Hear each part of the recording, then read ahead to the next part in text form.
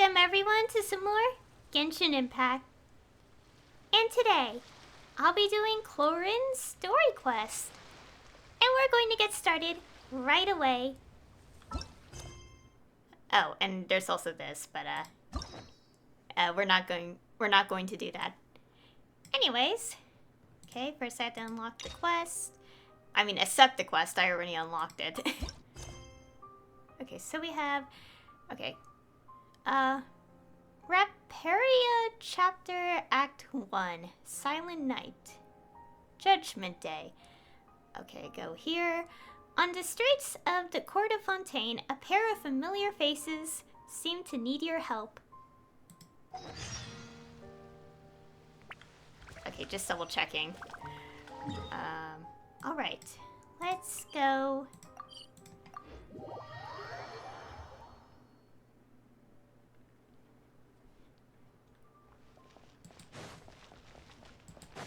Huh? Do you also see Navia and Clorinde over there? They look like they might have run into some kind of trouble. Let's go check out what's going on.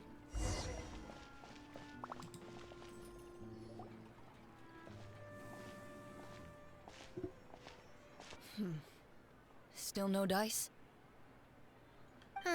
Not at all. And I've asked pretty much everyone in the Court of Fontaine already.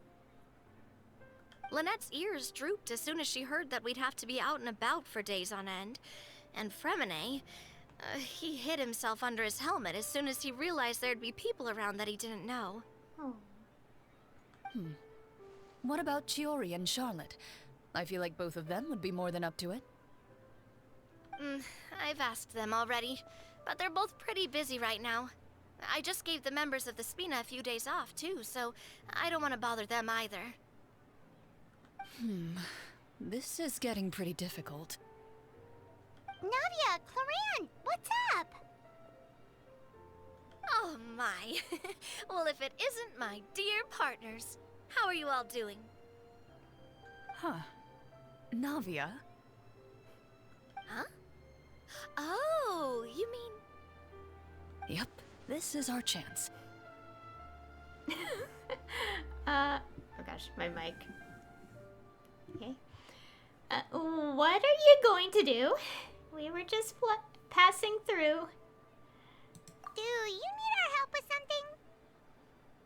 Oh, precisely. My dear partners, we've got a huge problem right now that only you can solve. Whoa, for real? Absolutely. We've already exhausted all our other options. What kind of problem? Tell me about it. Traveler, Paimon, would you join us and play Marechaussee Hunter Judgment Day? Marechaussee what now? It's a new game script by the Tabletop Troupe, a local roleplay adventure club. Ever heard of the Tabletop Troupe? They put out games that allow you to participate in a story and roleplay characters with your friends. Oh, I've loved their stuff ever since I was a kid. That sounds super interesting.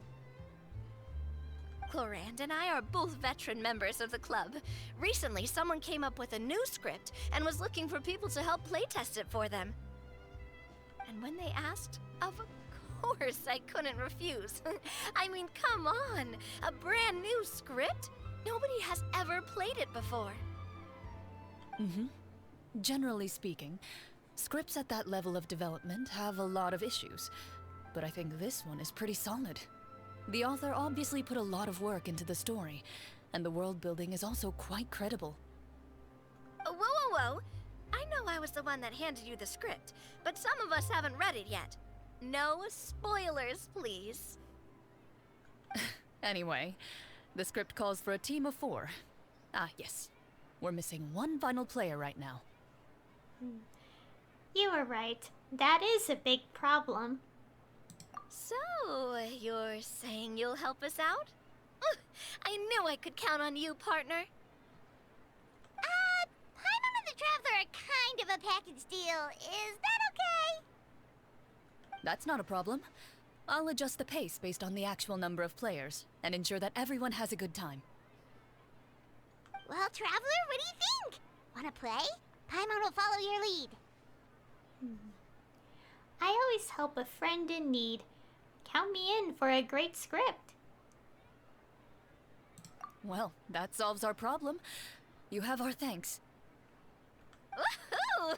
I'll go grab the script manager from the club right away. The script manager? Didn't you just say that you gave Clorinde the script? The club introduced a completely new kind of gameplay for the script. In this iteration, the Game Master's version of the script is incomplete. The script manager provides the next part of the script only after players have completed the current list of objectives. On top of that, in order to increase player immersion, the club has created some of the story's sets and scenes in real life. We'll only know where we should go once the script manager reveals the starting location. Wow, you're right. Whoever wrote this script really did put in a lot of work. And it's got a real healthy amount of suspense, right? I mean, even the GM doesn't know how the story will end. I look forward to experiencing it with you all. Why don't you go meet up with the others first? They should all be waiting at Chioria Boutique.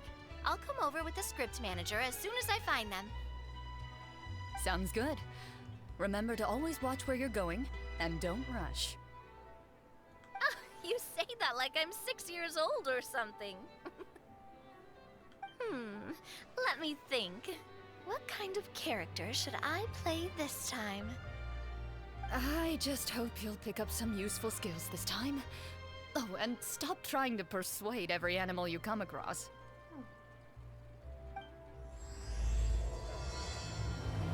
And the quest has started. Alright. Okay, meet at the boutique.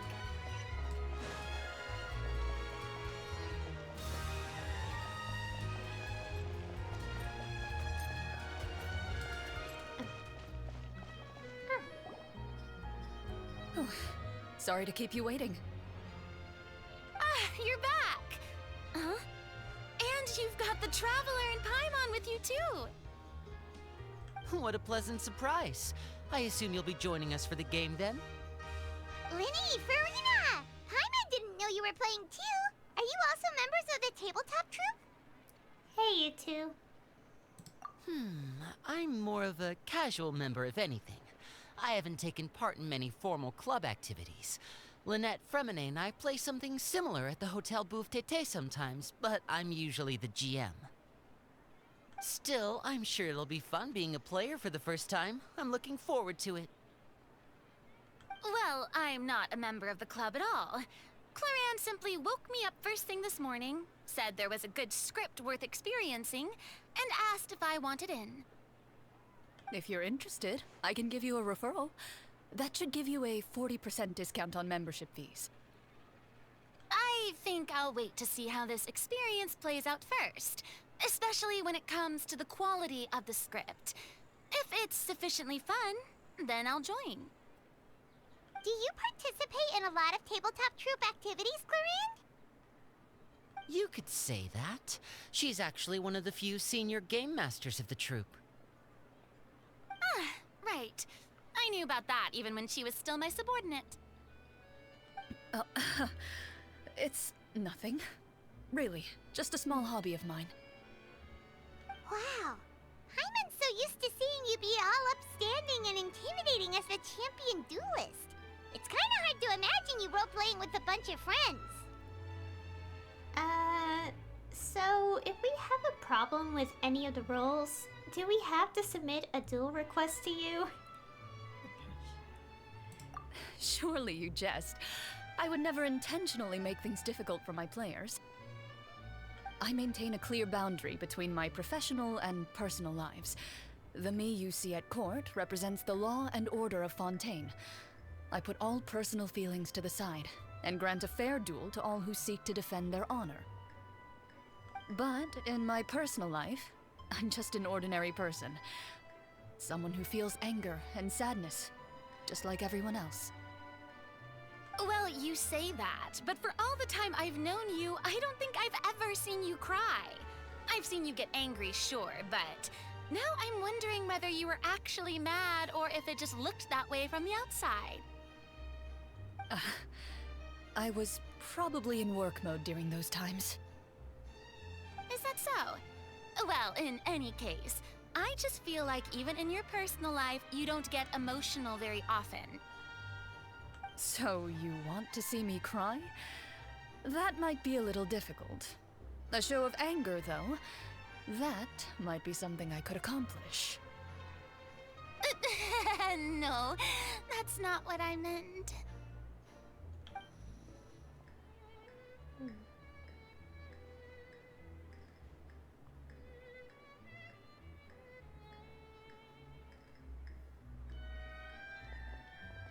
I'm back! Here, allow me to introduce you to the script manager, Mr. Florian. Pleasure to meet you all. Hello. Wait, are you a champion duelist too, Mr. Florian? Oh, no. This is just the costume provided by the club. I occasionally play a few of the roles in my scripts.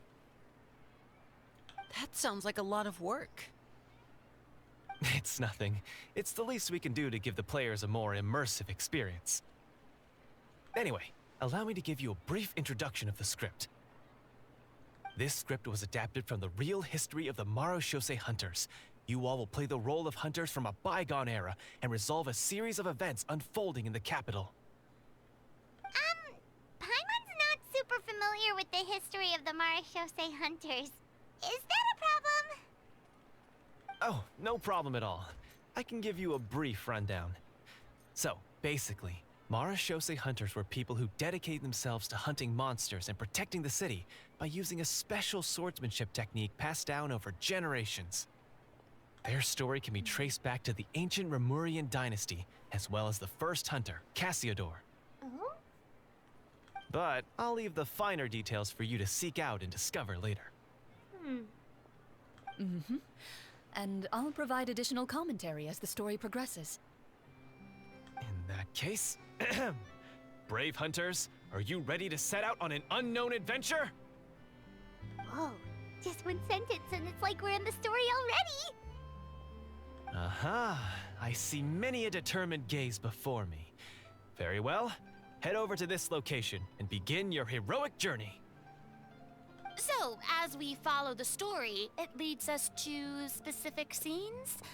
Ooh, sounds pretty innovative. What does the message in the envelope say? It's the exact location of the scene, as well as the formal permission to use the venue. Huh, seems like they have everything prepared. Please check all your belongings, everyone, and make sure you haven't forgotten anything. Once you're ready, please follow me to the designated location. Sounds good! Hunter Squad, move out!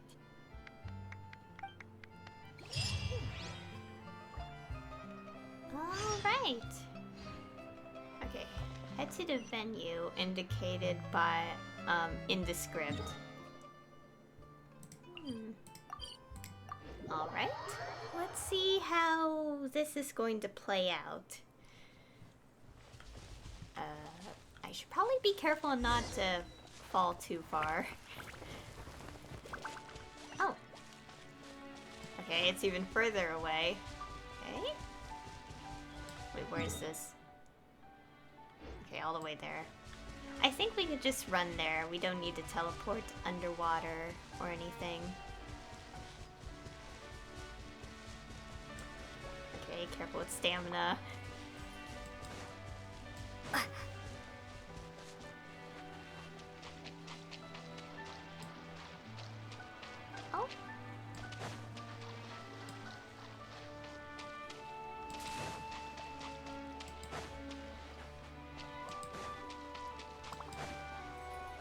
All right. Whoa, they really have thought of everything. Even the Fatometer is here and ready to go for us. The Fatometer. What's that? It's a card that's used to determine action success or failure. We'll need to use it when we try to use certain skills. And what about all the dessert and tea? Is that for us as well? That's what the message said. Oh, really? That's so nice. It feels just like a tea party with friends. We got the crab in the background. What is it doing? Anyways. Those snacks have Paimon's name written all over them. I think you might be more of a snack hunter than a Marechaussee Hunter, Paimon. Snack Hunter Paimon reported for duty. If there are delicious snacks to be found, Paimon will track down every last one. The desserts are great. But I'm still looking forward to the story more than anything. Very fair. Then, let us begin. First, please pick up the blank character cards in front of you, and write down your name and profession. You can find an abbreviated version of the rules printed on the back of your character card. If you have any questions, feel free to ask me. In this story, everyone is a Marechaussee Hunter. To reflect this, the club has prepared a small badge for everyone. Ooh, nice. As hunters, you have proficiency in swordsmanship and fighting by default, so there's no need to allocate any additional skill points to those areas. Swordsmanship? So there's a fighting part to all of this? Paimon's not sure she can do all that on her own. Maybe Paimon can just stick with you? Why don't you share a character card then? The Traveler will be the Marechaussee Hunter, and you can be her little floating assistant. Kinda like in real life. So, for the name, do I fill it out with the name of my character? Yep, it can be any name you like. You can use your real name too if you want. I do that whenever I get too lazy to think of a new name. Oh, so it would be like experiencing a different life, but still as yourself. That's not a bad idea. In that case, I think I'll continue to use the name Lyney then. Next up is the skill sheet. You have a limited amount of skill points that you can use to learn a number of skills. The more points you invest in a particular skill, the easier it will be to pass associated checks. I'll take persuasion and investigation. Those are must-haves when it comes to missions like these. Oh, those skills sound like they'd be useful for gathering intelligence. Good idea, Navia. Just as expected of a veteran player. So should we also take those skills then? Not necessarily. Since we're working together as a team, we could leave the negotiations to Navia and use our skill points to pick up other useful skills. For example, I think I'll take stealth and sleight of hand. That will give us more options if we run into any situations we can't negotiate our way out of. Oh, interesting. I wasn't thinking about it like that. I suppose it's not so different from an acting troupe. Everyone has their own role to play. Let me see. I'll take arts and performance. I'm not quite sure what use they'll be, but I'm not as knowledgeable about the other skills, and I am not too confident I'd be able to roleplay them well. Well, that leaves us. What do you want to learn, Traveler? Alright, let's see. Okay, our options are learn cooking, medicine, or insight.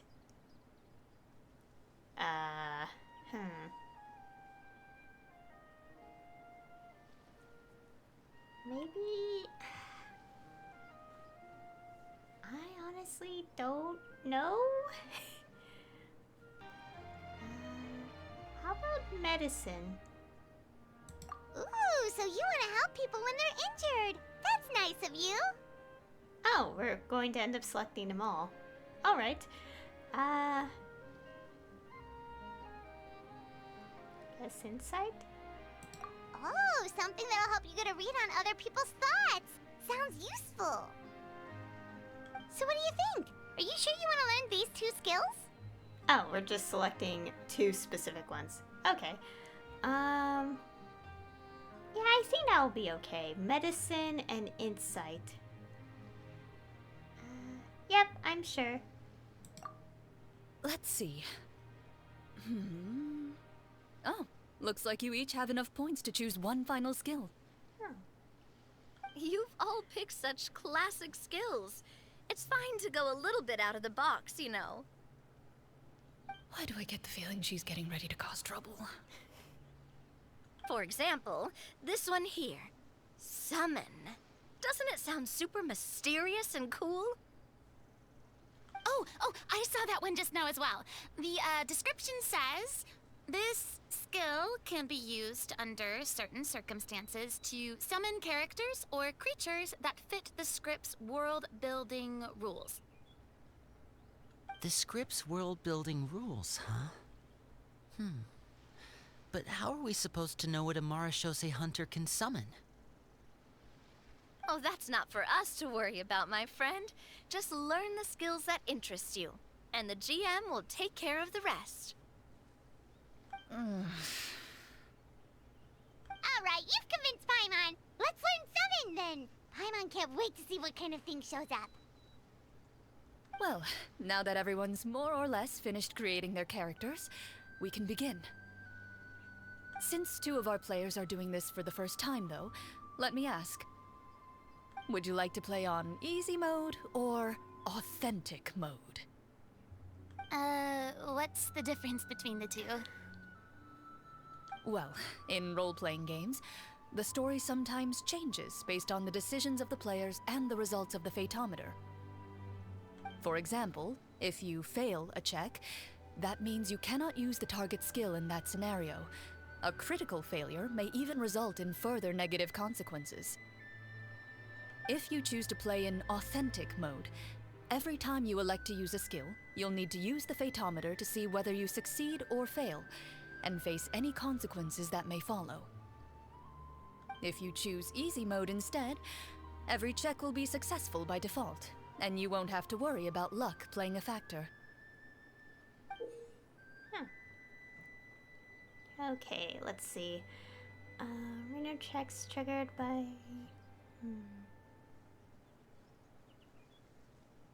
Okay, we know how this, in a way, works because, you know, this was in Lynette's hangout, so... Okay, if it's greater than this, it passes, otherwise... Okay. Okay, let's see. Role-playing in the scene and story can sometimes affect the results of checks. Current check bonuses will be added to your randomly drawn number, making it easier to pass checks. Okay, easy mode, all of them are successful by default. Given that I'd like to focus on the story, I suppose I should pick easy mode. I'd feel bad if I brought the team down by failing my checks.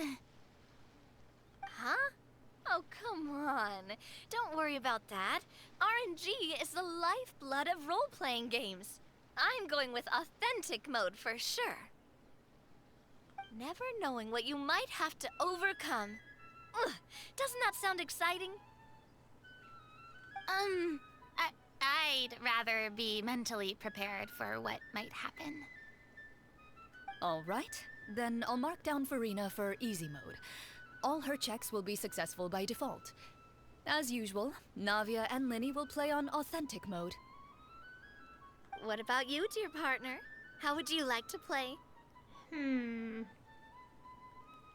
Okay, so our options are, I'd like to pick easy mode, or I'd like to pick authentic mode. Okay, so this is, like, determines on whether the checks will always be successful or not. I think, as much as I want to go easy, I kind of want to see, like, the consequences of not getting the checks. So I think I want to go authentic mode to make things interesting. Are you sure? Yeah, we're going to deal with the luck system. So, yep, I'm sure. Trust me, you'll see the beauty of RNG. Honestly, I don't think Clorinde would make things too difficult for us, no matter what the Fatometer says. Isn't that right, Clorinde? No promises. That wasn't super reassuring. Well, anyway, enough talk. Let's get started. I want to experience at least a good chunk of the story today. Speaking of the story, why is the beginning scene on a beach? Well, that's because... a long time ago, back when human civilization was still in its infancy, powerful demons and evil sorcerers ruled over the land. They created a host of monsters and sent them to slaughter all humans in existence. Ooh, we got fancy UI here. Soon, a group of human rebels banded together. With their swords raised, they swore to brave the darkness, and in doing so, subdue each and every monster that sought their destruction. They became known as the Marechaussee Hunters.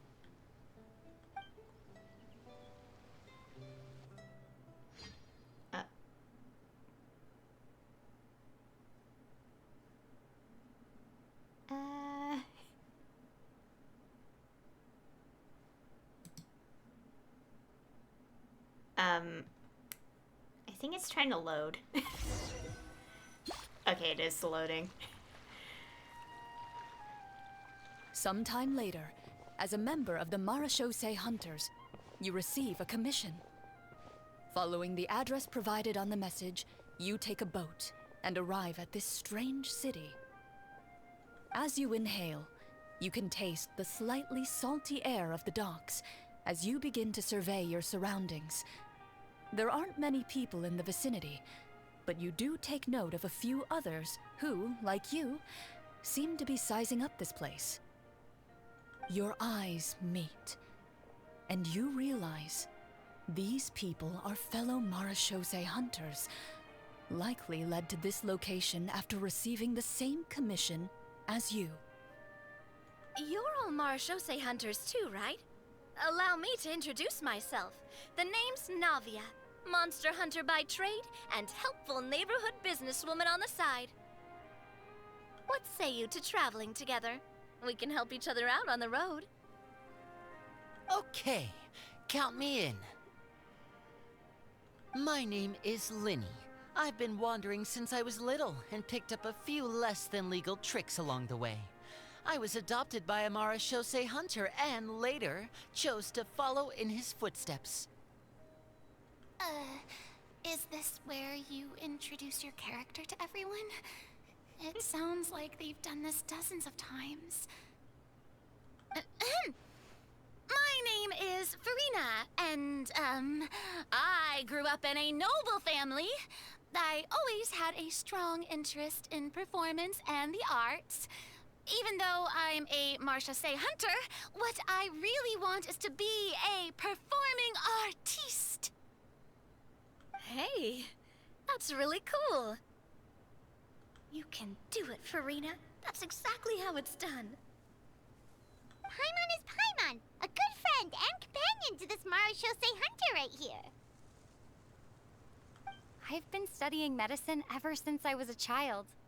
I want to do my part to eradicate these monsters and use what I've learned to heal others. Oh, welcome. When we face the monsters, I'll make sure to charge in front to give everyone some cover. You can take care of the healing at the back. You open your envelopes at the same time. The message reads, "To the honorable and trustworthy Marechaussee Hunters, our kingdom is currently facing a grave crisis. The lands outside the capital have been overtaken by monsters, and our people are being led astray by forces of wickedness. We beseech you, please help us resolve this crisis and return peace and stability to our home." Huh. The layout of this city looks super familiar. It kinda reminds Paimon of Mondstadt! The scriptwriter must have used a real-world city as a reference when coming up with the map. As experienced hunters, the layout of the city reminds you of places once traveled. You recall the sight of tree-lined streets and the gentle tranquility of days gone by. Yet, as you regard the city in front of you, it appears to be little more than an empty shell. Its hollow gates are open to you, beckoning you to come forth and bring salvation back to the town. I carefully read every line of the letter and turn my attention to the signatures at the bottom. Who issued this commission to us? You see a long string of unfamiliar names. It would seem that many of the residents of the city issued this commission together. They sensed that things were not right within the kingdom and sent a distress signal to the outside world. In that case, why don't we take a walk around the city and see if we can learn anything from the local residents? Oh, good idea. We might be able to get some leads on the monsters and bad guys we're after.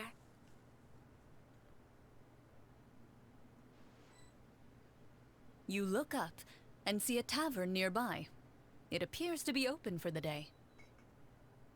Why don't we go check out that tavern? If the novels I've read are anything to go by, taverns are usually full of information. Okay. Gosh, I love the little artwork for the portraits. It all looks so nice. All right. As you approach the tavern, you find a plainly dressed woman standing nearby. She appears to be rather troubled about something.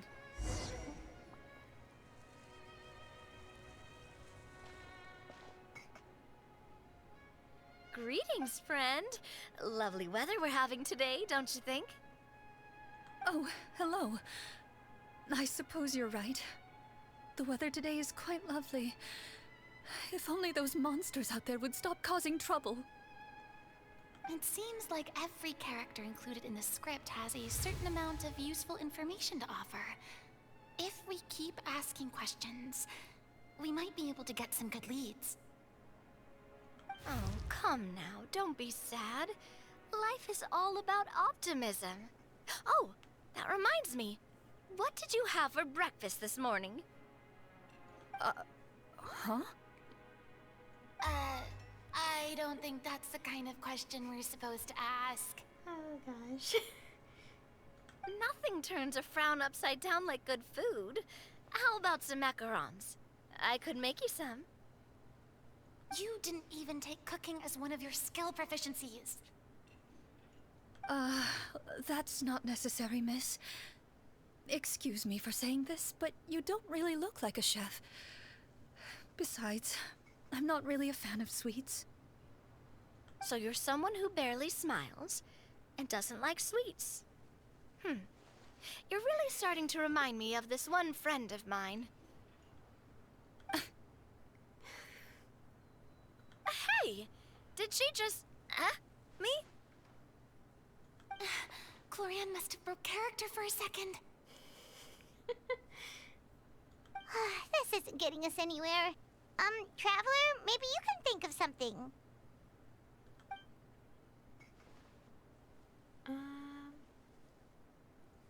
Okay, let's see. I'd like to do an insight check to see what's troubling her. Or, any help here, Lyney? Let's try an insight check. The results of insight checks aren't disclosed to the players, so I'll be the one consulting the photometer. Alright. Oh. Okay. You recall all the lessons you've learned in your time and begin to carefully observe the woman's mannerisms. You notice that when she's quiet, she has an empty look in her eyes, as if her thoughts have drifted to a place far, far away. And when she speaks, she often subconsciously reaches out to touch the ring on her left hand. Did something happen to your husband? So you noticed. That's a little embarrassing. A horde of monsters suddenly appeared near the capital recently, so all the guards were dispatched to fight them. Do you remember when those monsters appeared? I'm not completely sure. All I know is that my husband was dispatched to fight them 3 days ago. Do you know where he was sent? It all happened so fast. When we said our goodbyes, he couldn't even tell me where they were sending him. You have our thanks, friend. We'll find and defeat those monsters as soon as possible. We sincerely hope your husband will be able to return to your side soon. Oh, thank you. Don't worry. We'll find him. Just try to remain optimistic and wait for good news. We don't always get to choose what happens to us. But we do get to choose the little things, like what we eat and how we respond to the things life throws our way. I hope that one day, you too will recognize the power of something as small and inconsequential as a delicious dessert. I'll do my best. You bid farewell to the woman, and continue your journey further into the city.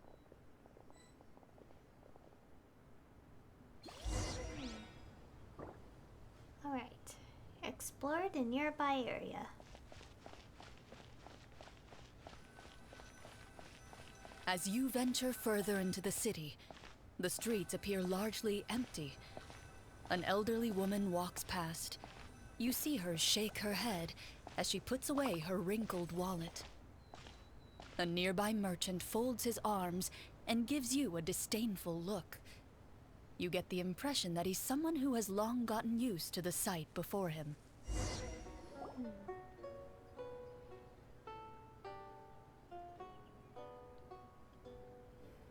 Although he doesn't seem very friendly, merchants are usually a good source of information, right?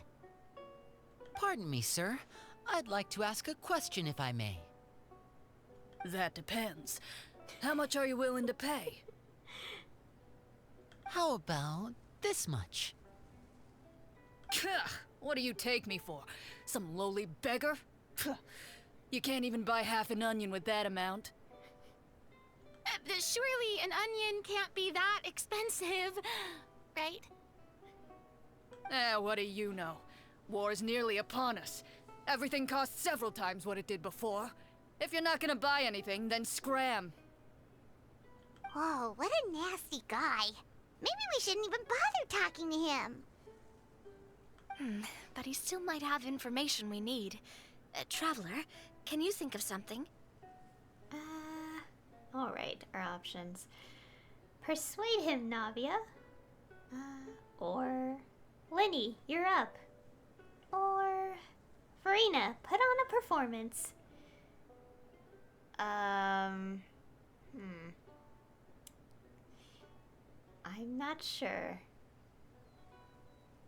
Maybe try persuading? I don't know if a performance would work, and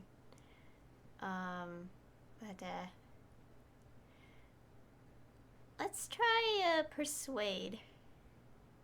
Sir, we came to the city to solve the very problem you seem to be referring to. The war you mentioned, would it happen to be against the monsters outside the city? If you happen to be well informed and know a thing or two about what's going on, we'd appreciate it if you could share that information with us. After all, the sooner this problem gets resolved, the easier it will be for you to do your business.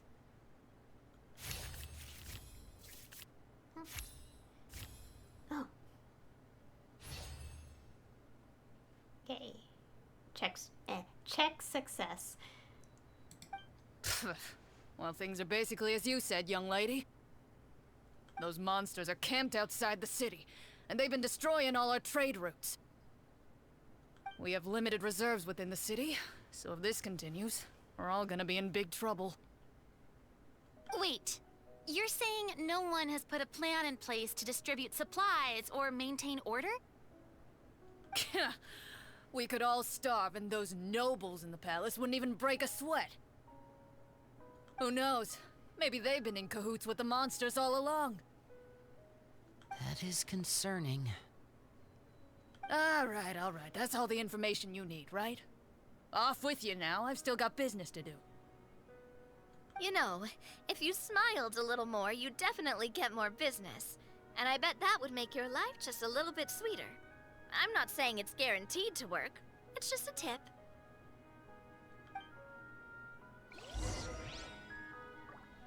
Alright. Should we try to go somewhere with more people? Oh, how about the city square? Follow me. Okay.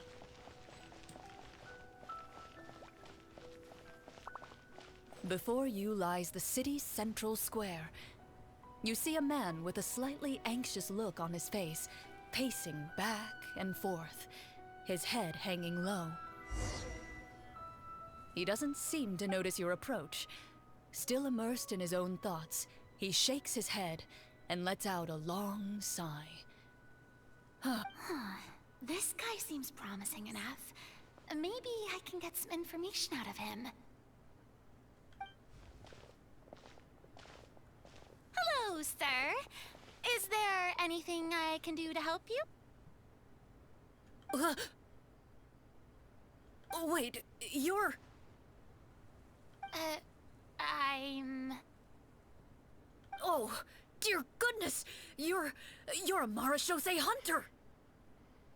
You recognize us? Ah, are you one of the people who wrote the commission letter? Yes! Oh, I didn't expect you to actually come. Oh, what great news! The city is saved! What happened here? Alas, we once lived comfortable, carefree lives. This city used to be free of monsters. The first Marechaussee Hunter, Casiodor, the Golden Hunter, he was the one who drove them back. However, monsters have once again surrounded the city. Perhaps the seal that kept them at bay has lost its power. Or perhaps an evil sorcerer has been meddling in our affairs. All I know for sure is that their return has stripped the city of any chance at peace. Are there not enough soldiers to drive them out? It's not a question of numbers. The guards simply have no idea how to deal with them. Most people my age have never even seen one of the monsters, much less been trained to fight against them. What's worse, many of us don't even know the history of the Marechaussee Hunters anymore. When I was a child, though, my grandfather would tell me stories about how the Marechaussee Hunters drove back the monsters. So, on the off chance that something might come of it, I decided to reach out to you. To be perfectly honest, I was starting to think all those stories were just tall tales. But now that I've seen you in person, I finally know that it was true! Well, you can rest easy, friend. The righteous and formidable Marechaussee Hunters are on the case. The man is touched by your determination and resolve. His eyes begin to well with tears of relief. Still, if we are going to hunt the monsters, we need to know where to find them. Can you give us any leads? All I know is that the area outside the city is dangerous. I'm afraid I can't point you toward a specific location.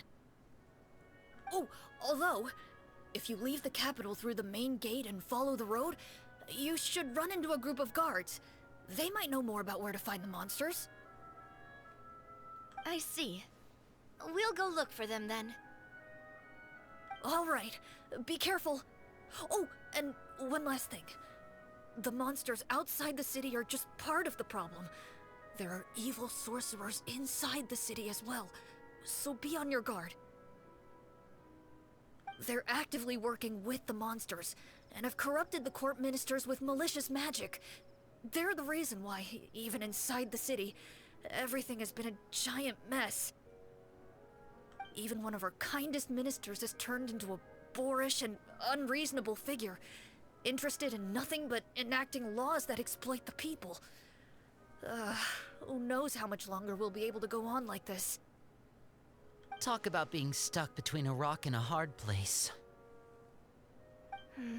I feel bad for him. Maybe we should try to cheer him up? Alright. Okay, our options. I could cook something. Or Furina could sing him a song. Well, I didn't select cooking, so I don't have that skill, so... Okay, so we select this. Furina could sing him a song. Huh? Like, now? Is this really the right time? I appreciate your kindness, but for now, it's more important to focus on the crisis at hand. Brave hunters, I leave the future of this kingdom to you. Okay.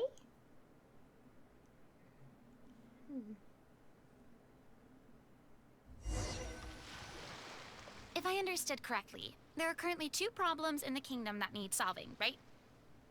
Exactly. We need to defeat the monsters outside the city and take down the evil sorcerer stirring up trouble from within. But which problem should we tackle first? Well, this seems like a good moment for a break. Take some time and discuss what you want to do. Let me know when you've made your decision. I really didn't expect the people in the city to keep us at arm's length like that. I totally thought the hunters would be treated like heroes.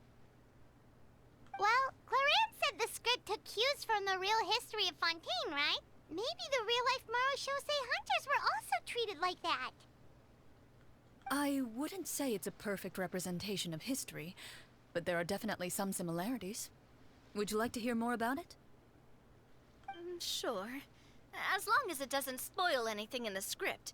You brought up bits and pieces of the Hunter's history before, but it was all in passing. Paimon wants to know too! The Hunters were super powerful, right? Were they all from a special line of supernatural beings or something? Kind of like the yokai in Inazuma? No. All Marechaussee Hunters were ordinary mortal fighters. The only thing that set them apart were the special sword techniques passed down over the centuries. Huh? So you mean anyone could become a Marechaussee Hunter? In theory, yes. All you would need to do is survive the rigorous training and master the swordsmanship techniques required to fight the monsters. Still, most people dropped out at the early stages, and others called it quits the minute they saw a monster in person. To become a hunter, you must be strong in both body and mind. What kind of monsters did the Hunters fight exactly? Oh, and the evil sorcerer the script mentions. Did they exist in real life too? The land of Fontaine once played host to an ancient dynasty known as Remuria. After that dynasty fell, monsters began to appear, intent on obstructing humans from establishing a new social order. One of the ancient sorcerers of Remuria used his power to assemble a formidable army of golems. He sought to use that force to establish himself as king. Now wait a second. Don't tell me that guy was the inspiration for the evil sorcerer in the script. We still haven't found any in-game information on him yet. So, why don't you talk about someone else for now? Well, I wasn't planning on going into anything you might be able to find out in the game. But if you want me to talk about something else, then... How about Casiodor, the Golden Hunter? Or Egeria, the ex-Hydro Archon? Wait, but those people are all from a super long time ago. Where did you learn all this, Clorinde? From my master. Huh. By master, you mean Miss Petronia? Someone you know? Absolutely. Miss Petronia and my father were good friends. Back in the day, she would often bring Clorinde over to play, but then... Let's not get off topic. Anyway, back to what I was saying. Responding to Egeria's call, a number of warriors followed Casiodor into battle against the monsters. This group of warriors, under Casiodor's leadership, became known as the Marechaussee Hunters. Yet, as Fontaine entered an era of peace, their work gradually became obsolete. The Marechaussee Phantom, originally an association made up of hunters, eventually came to be predominantly comprised of Melusines. Ah, I see. That explains why most of the people in the script have forgotten the Hunters or think of them as nothing more than a legend. Is that really a bad thing, though? It can get tough always being the one shouldering everyone's expectations. Depends on who you ask, I suppose. If the name of the organization no longer commands respect, investigative work is bound to suffer. Speaking of investigations, which problem should we tackle first? Monsters or evil sorcerer? I vote monsters. That's the main duty of the hunters, right? We can come back to the sorcerer later. Well said, Miss Furina. Plus, if the sorcerers really are the masterminds behind this whole thing, defeating the monsters could give us some clues on their intentions as well. What about you, partner? What do you think? Okay. Okay, our options. I also vote monsters, or the sorcerer problem seems pretty important. I'll say monsters. It's decided then. All right. After some discussion, you decide to turn around and head out of the city. Okay, let's see. Stretch my arms. Ow.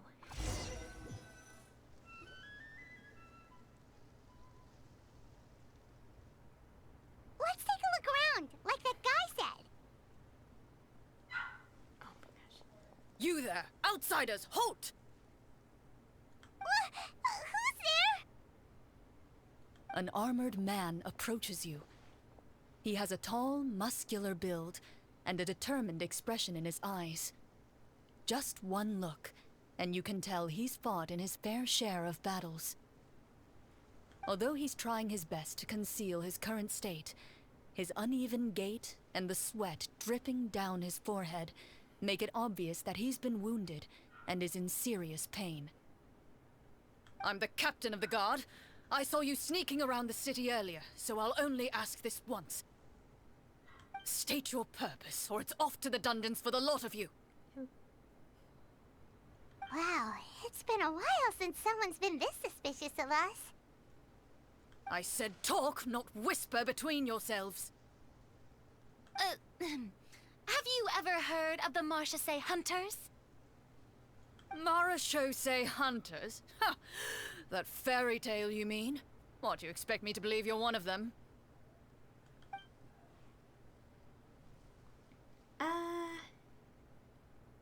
Okay, trying to think. Also, my dog is barking. Don't mind that. Okay, so...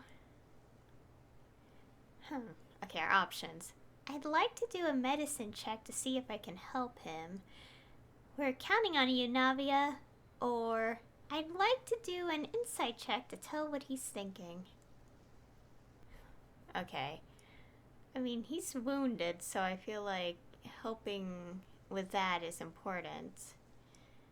But of course we do have to answer his questions, so... An insight check, I'm not quite sure how like taking a good look at what he's thinking. I wouldn't say look for trying to read someone's mind, but you know.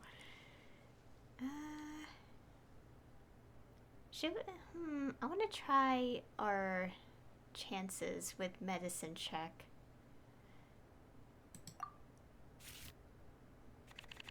Okay, so we have to get above an 8. Alright, use medicine to diagnose their leg injury.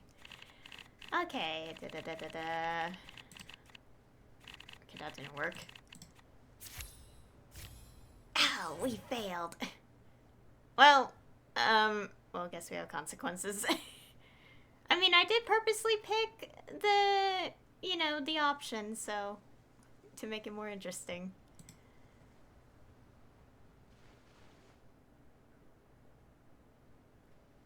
With some suspicion, the captain allows you to survey his condition after you announce yourself as a trained doctor.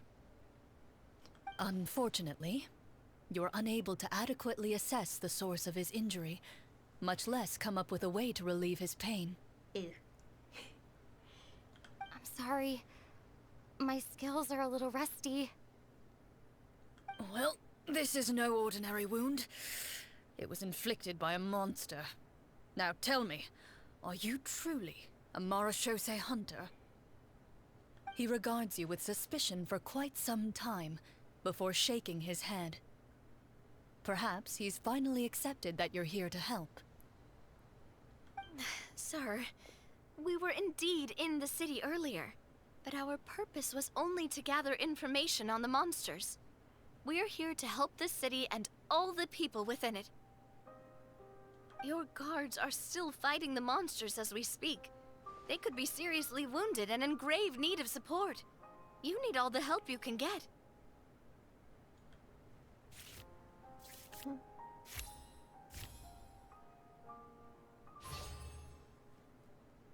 All right. The man regards you with doubt and concern. After a period of inner struggle, he lets out a long sigh and informs you of the locations where the monsters have appeared. Some of our new recruits have never even dealt with a petty thief, and now they're out there fighting monsters. If it weren't for this cursed leg. Oh, please, sir. Don't get too worked up. You need to focus on your recovery. Just leave the monsters to us. We're Marechaussee Hunters, after all. Hearing you say that, a glimmer of hope flashes in his eyes. But it disappears almost as quickly as it came. Those monsters aren't easy to deal with. But if you insist on going, I won't stop you either. I just hope all the guards will be able to come back to their families alive. I wish you the best of luck.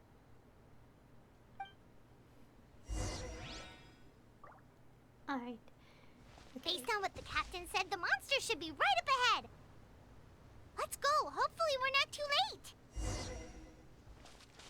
Okay, let's go.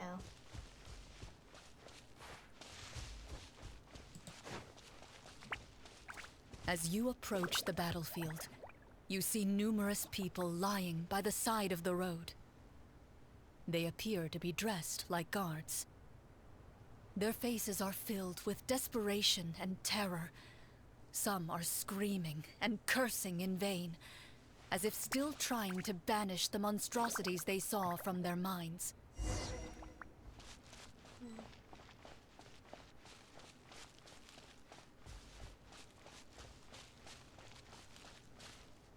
A few of the wounded look up at you in shock and disbelief. Quick, leave this place. Turn around and don't look back, they yell.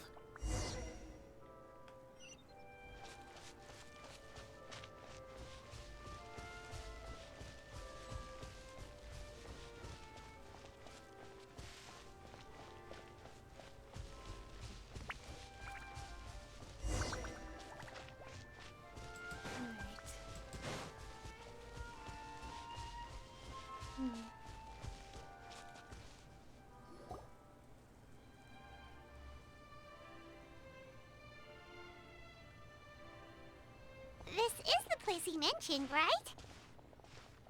You see broken iron swords scattered all around you, and downed trees riddled with terrifying claw marks.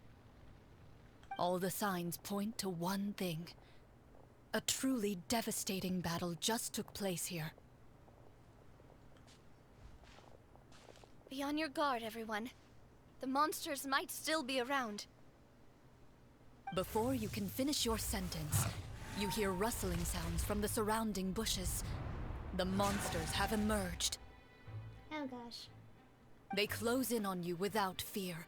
You get the impression that, in their bloodthirsty eyes, you're just another meal for them to devour. A little Your battle round begins now. Oh, making a combat check.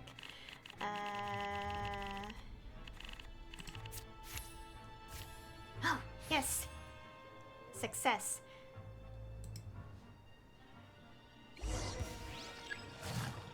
Right. Combat power increase. Strike a pose!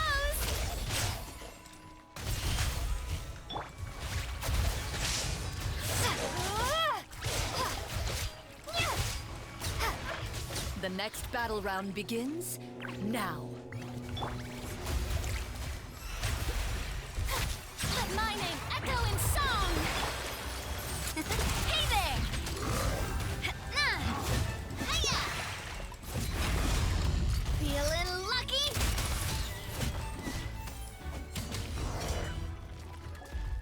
The monsters let out a terrifying roar of anger and resentment before dissipating into thin air. Ugh, thank goodness it's over. We're lucky the Marechaussee Hunter class came with all those preset skill points. Otherwise, we would have been in some real trouble. I never knew the Fatometer even determines the amount of damage you inflict. If you get unlucky, isn't it just game over right then and there? That's part of the fun. The uncertainty of fate is what gives these games their appeal. Just as you begin to celebrate your victory, a suspicious lump on the ground catches your attention. A suspicious lump? Wait, could it be the thing that appears after every battle? I walk up to it, crouch down, and begin to carefully examine it. I've still got my right glove on, so it should be fine for me to touch it, right? As you investigate the mound, you discover that the exposed portion appears to be made of wood. It was previously obscured by the large form of the monsters. With the monsters gone, the small protrusion now awaits your discovery, poking out of the ground like a shy flower bud. Whoa, it's a treasure chest! Let's dig it up.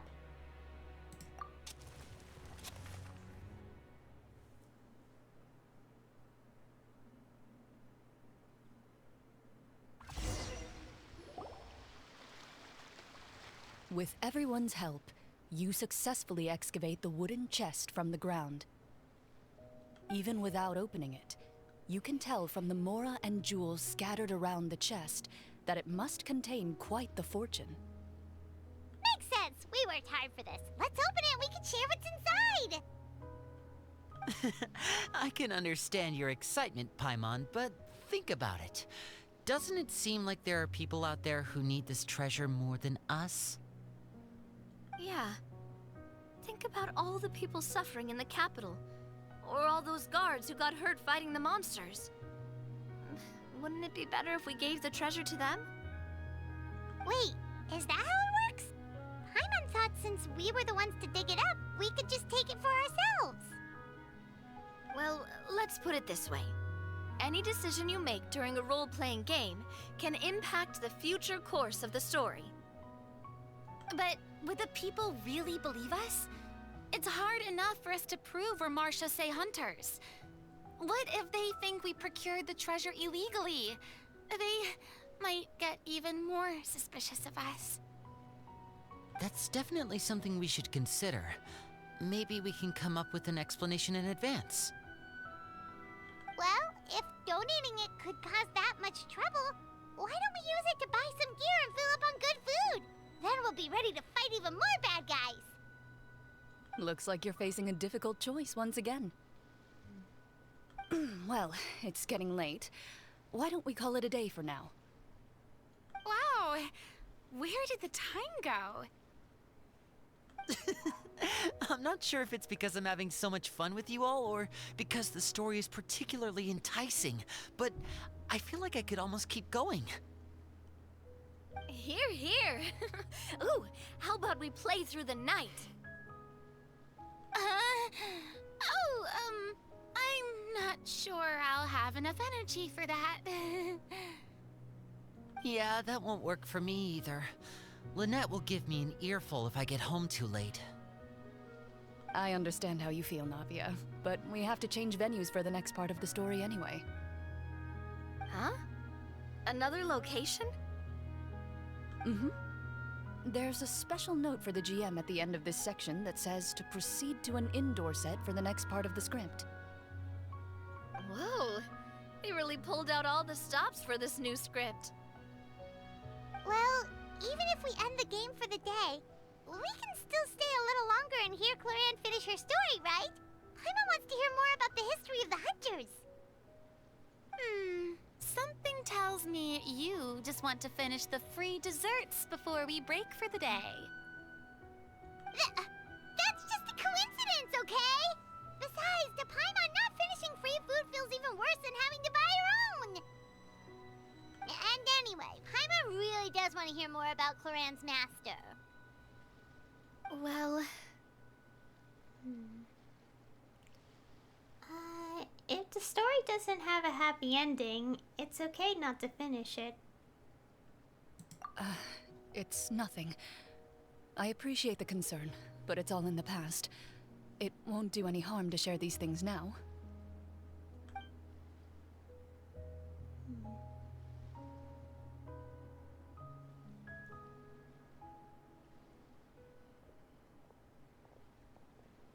My earliest memories are of living with Master. According to her, she saved me from certain people of ill repute. My birth parents had left me behind some time before that. What a heavy beginning for a life story. Master was a fascinating individual, if inexperienced in the ways of raising children. My first ever toy was a short sword. Although I suppose it wasn't so much a toy as something Master removed from her waist and handed to a noisy child in need of distraction. Oh, wait, so she handed an actual sword to a child? Isn't that dangerous? Did you hurt yourself? Of course I did. I cut my palm and bled quite a lot. But Master was not concerned. She just stood there and casually lectured me about it. See, that's what you get for not holding the sword properly, she told me. She then crouched down next to me and said, "Give me your hand. I'll teach you to bandage this wound. After that, it's time to learn how to truly hold a blade." Excuse me for asking this, Clorinde, but how old were you exactly when all this happened? Probably around, 3, give or take.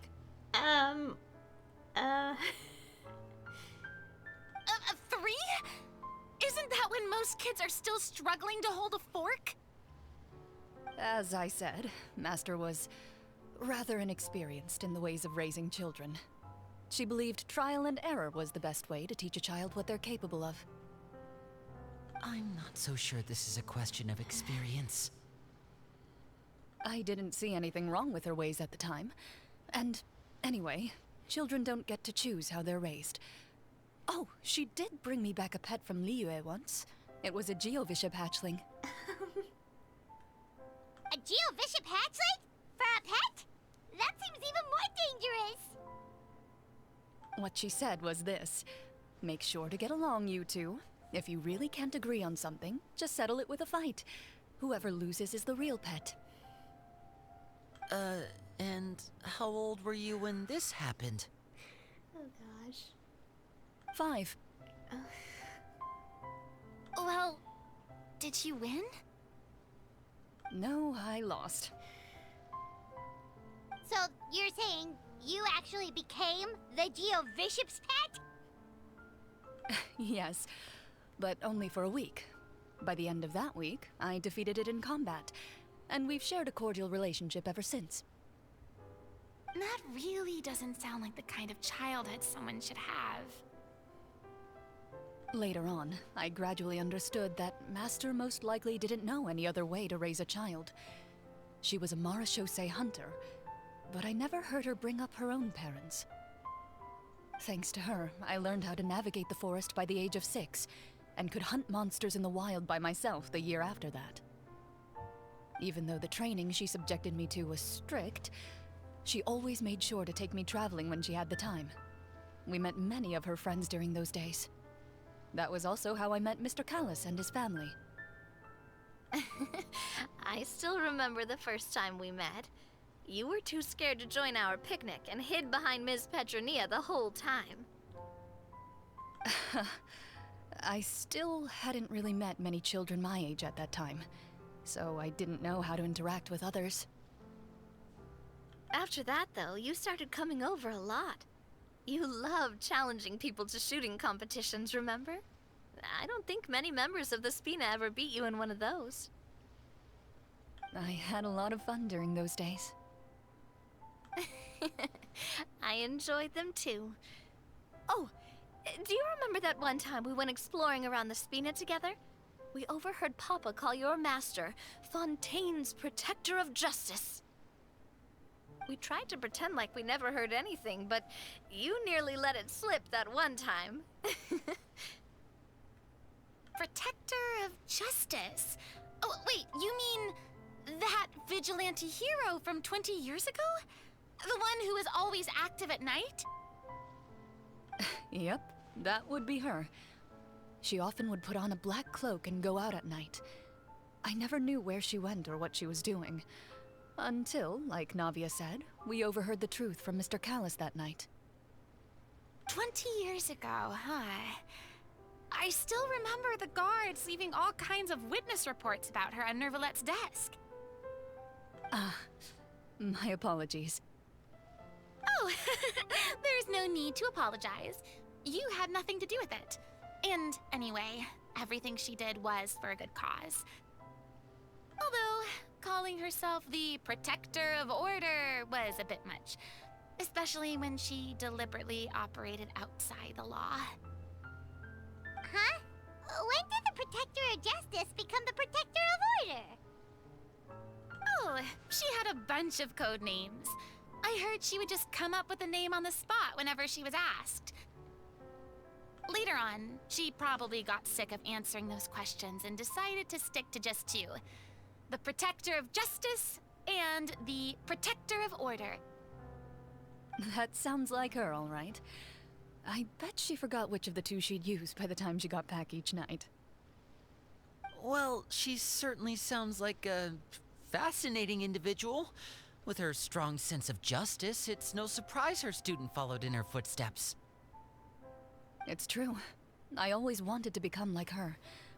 Someone powerful, independent, and with a strong sense of conviction. But...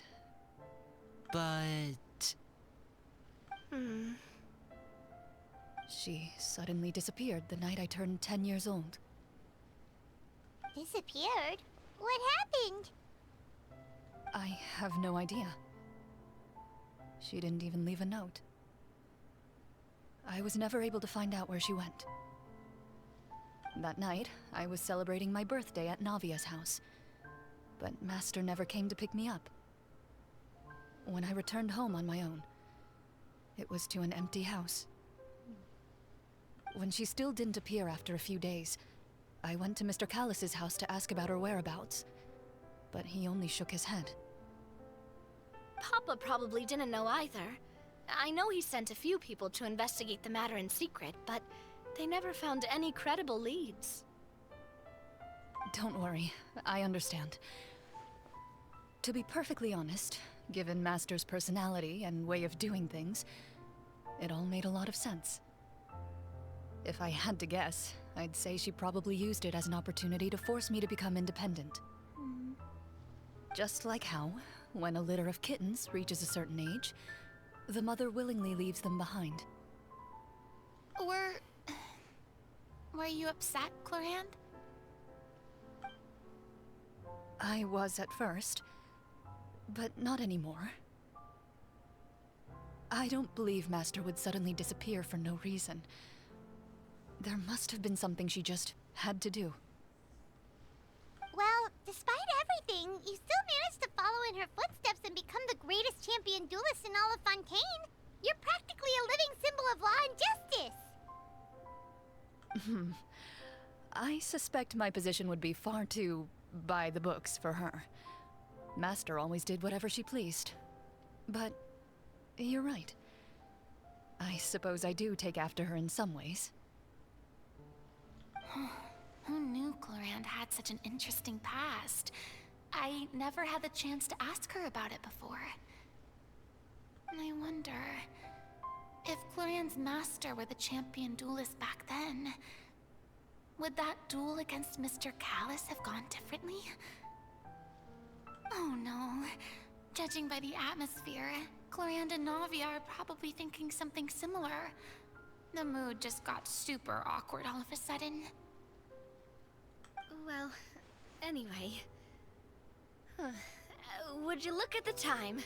It's getting dark, so we should probably call it a day for real this time. If we keep talking like this, we really will be here all night. I had a great time today, Miss Clorinde. Thank you for being our GM. Anytime. The script was good, but I've got to say, your childhood stories were even better. Hey, you should tell us more about that fight against the Geo-Bishop sometime. Maybe your master was onto something. You could be right. What does she mean, onto something? I certainly don't know any 5-year-olds who want to fight a bishop in their spare time. Guess I'll head back as well. I need to save my energy if I want to continue enjoying the story tomorrow. You're that excited to hear about my fight with the bishop? I was talking about the script. Alright. Okay, so I'll have to wait. Just between the two of us, could you tell me what it was like to be the Geo-Bishop's pet? It was nothing special, really. Geo-Bishops don't understand the concept of a pet. So, basically, it just headbutted me whenever I entered its territory. And that hurt? Yeah, it hurt. What, something you want to experience for yourself? Oh, I'm good. Thanks. Oh dear. Alright. So, what we have to do is wait until the next day. Alright. Well, guess we'll wait. Okay, so we don't have to wait too long. Well, that's an eventful first day.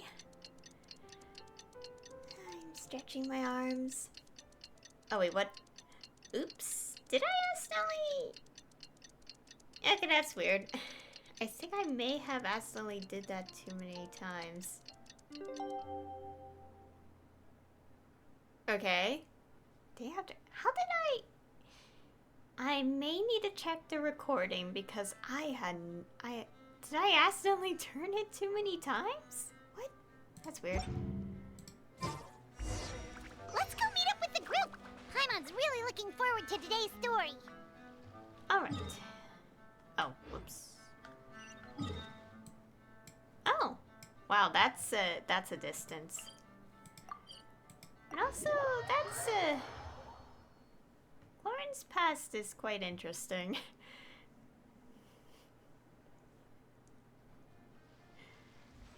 Not sure how to respond to the, unusual parts.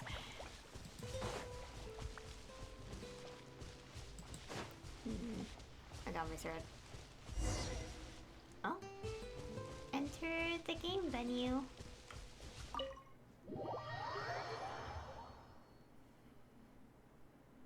The back of my head feels weird.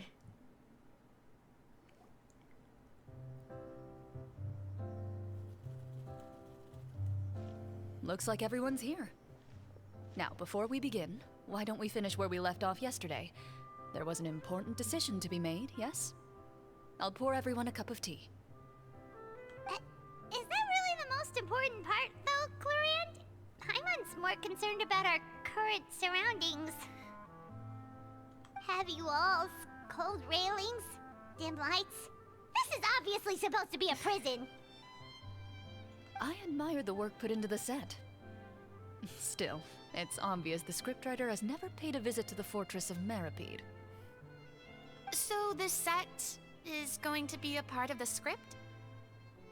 Unfortunately, that is something I can neither confirm nor deny. Anyone think Clorinde's smile is starting to look kinda scary? Well, whatever happens, we'll just have to push on. But first, we should really figure out what to do with this treasure. If we're worried about arousing suspicion because of our identity, why don't we give ourselves a different name, just like Clorinde's master did? Yeah, it might be better to keep a low profile. As long as we're helping people, it doesn't matter who we are or what we're called. Staring at me won't get you anywhere. Or did you want some more tea? Oh, Paimon's good. Thanks. Why aren't you saying anything, Navia? Wait, what's that next to you? Oh, this is the short sword Clorinde mentioned last night.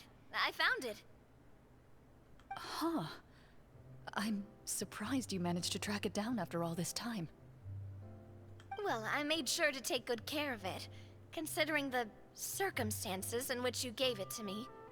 Of course I had to keep it safe. Anyway, where were we? Oh, right. I was just thinking about all the potential ways for us to break out of prison. We could dig a tunnel, or try to bribe the guards. Wait, we haven't been thrown into prison yet, have we? Well, it's only a matter of time. It pays to be prepared. Just like how you should always have an umbrella on hand, even when it's sunny. Alright, Paimon's made up her mind. Let's just give the treasure away. Paimon may have wanted to keep it, but if it's going to land us in prison somehow, Paimon will be too upset to enjoy her snacks. Oh my gosh, our options. Turns out Paimon cares more about snacks than treasure. Or Paimon's developing as a character. Oh my gosh.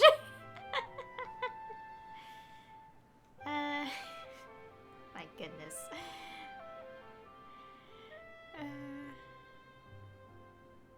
So, you've reached an agreement? All right then, we can continue with the story.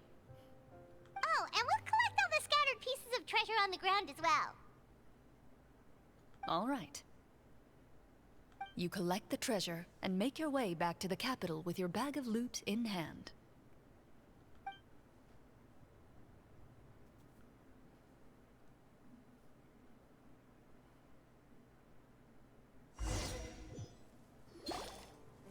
The city is still shrouded in a gloomy, oppressive atmosphere, but your spirits are surprisingly high.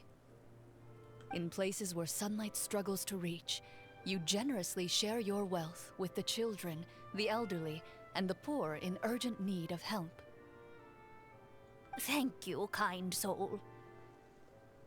The elderly woman's look of gratitude follows you as you walk away, her eyes never leaving your back until you move entirely out of sight. However, there's still quite a bit of Mora remaining. It appears you haven't made much progress. She's probably trying to tell us to speed this up. We need to hurry up so we can address the sorcerer problem. Should we go find that man again at the square? He seemed like a pretty responsible guy.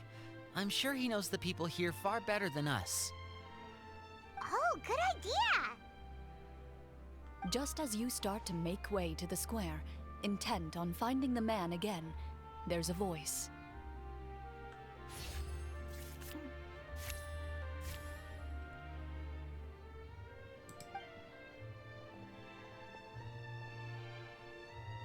Please wait, distinguished guests. Several strange guards suddenly call out to you. They run forward to meet you and proceed to politely pay their respects. Greetings, gentlemen. Are we being invited for afternoon tea? Surely you jest, my lady. That would not be our place. It is His Excellency the King who requests to meet with you. Please come with us.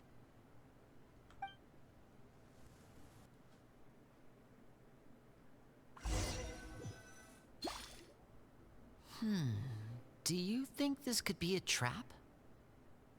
Well, we have to investigate the court at some point, right? Meeting the king himself would be a fantastic opportunity to do that. I say we go for it. If something happens, we'll just turn the whole place upside down. That sounds a little intense. After a quick discussion, you nod to the guards and agree to follow. They lead you all the way to the audience hall of the palace. Gilded tables line both sides of the hall. The space itself is adorned with all manner of expensive antiques, glass shelves, and silver candlesticks. The items appear quite ordinary in size and dimension, yet their presence somehow makes the emptiness of the hall feel even more surreal and ominous. Wow, it's so luxurious. Traveler's face. The elderly king, clad in a magnificent robe, sits upon the deep crimson throne before you. He wears above his head a majestic crown, with a gemstone the size of a bird's egg set right at the very front. As you observe it, you see a complex pattern of light reflect off its surface. They're here, Your Majesty. A man dressed in dark clothes, likely a minister, shields his mouth with his hands and bends down to whisper a few words to the king.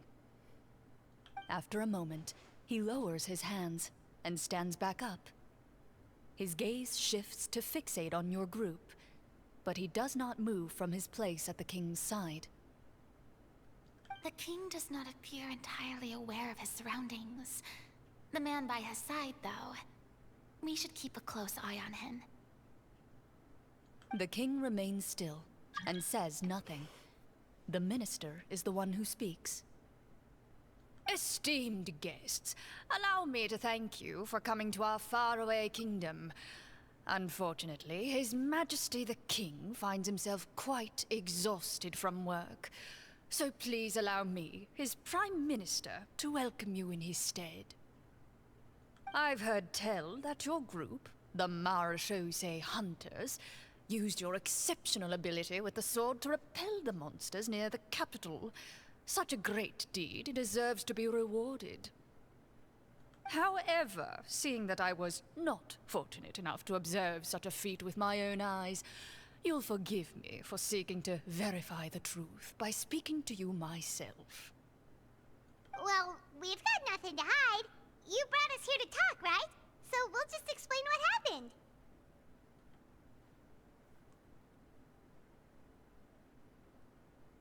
The golem's blades were so powerful, they could cut down trees in a single swipe. It took a lot of effort to defeat them, even for trained swordsmen like us. Well, that was enough details, right? Believe us now? Your account does indeed match those of the survivors. Since you were the ones who defeated the monsters, that must mean you are also in possession of the treasure they stole? Well, we did take the treasure, but... How did he know about the treasure? Then I must ask that you return it at once. It belongs to the kingdom. Wait, but didn't you just say that our great deed deserved a reward? Shouldn't the treasure be considered a part of that? Yes, that was indeed what I said. But you seem to have forgotten a very important distinction. Only that which is freely given by the king can be considered a reward. Taking the rightful wealth of a kingdom without said permission, on the other hand, is a crime. But that's completely unreasonable. Yeah, that makes no sense! If it weren't for us, the treasure would still be buried underground somewhere! Maybe so, yet the fact remains. You tried to dispose of the treasure without reporting it to the court and without receiving permission, yes? What, no answer? Surely you're not insinuating that you, a group of legendary Marechaussee Hunters, sought to take the treasure for yourselves?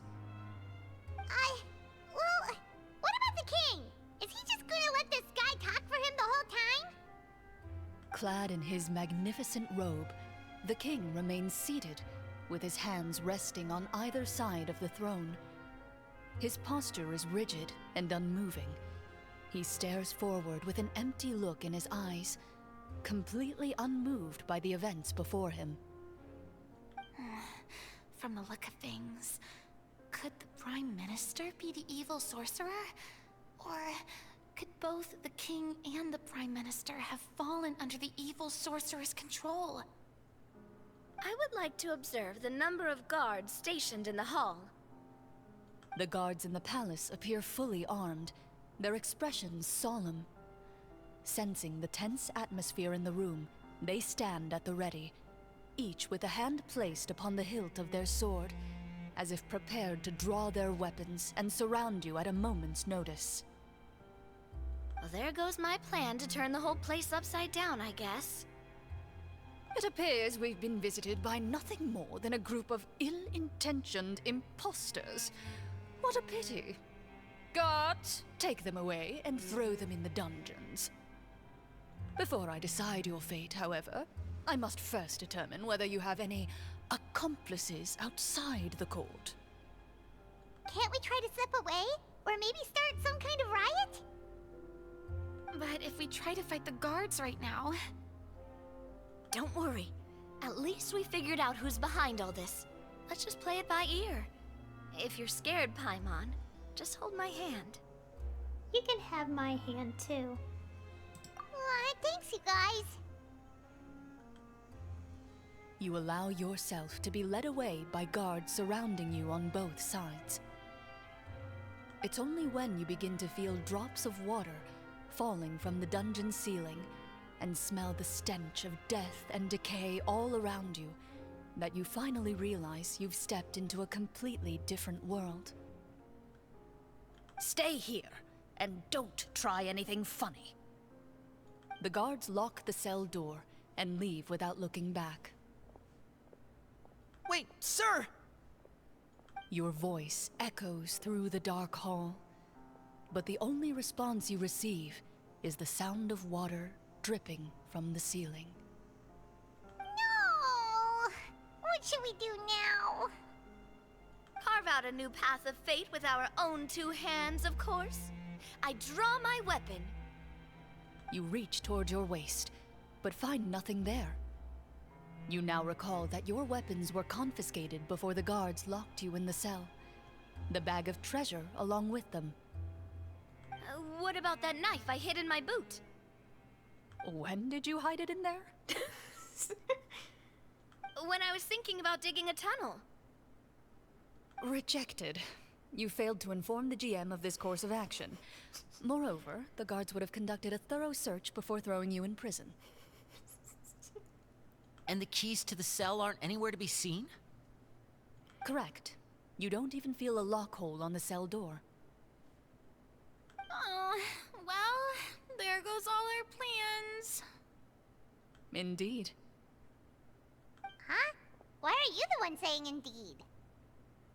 Because that statement holds true for me as well. This is where the script ends. What? But that's a terrible ending! Generally speaking, this should be the point where the scriptwriter gives the players some kind of hint, or gives the GM some kind of code for how to move forward. I mean, maybe they just really wanted us to be immersed in the feeling of being in prison? Like, they'll only show us the way out once we've grown truly and utterly desperate? That is a possibility. If only there were desserts and tea in real prison. Oh, wait, guess it's kind of how the Fortress of Meripede works if you're lucky. Oh, before I forget, Navia, the short sword you had with you earlier. I took a closer look, and the craftsmanship doesn't appear to resemble anything from this era. If I remember correctly, that style was last in vogue several hundred years ago. Wait, Clorinde said that sword used to belong to her master, right? Does that mean her master has been alive that long? I doubt it. The way she went about things often made her seem childish more than anything. I'd say the sword was most likely an heirloom passed down over time. Hang on. A precious heirloom passed down to you by your master. And you gave it to me just like that? You weren't worried I might lose it? Master left many things to me when she disappeared. There was the sword, an old key, and a good amount of junk she probably just didn't want to take with her. I gave you the sword back then, because I didn't want our friendship to end. Wait, when did this happen exactly? After the duel. Between Mr. Callis and myself.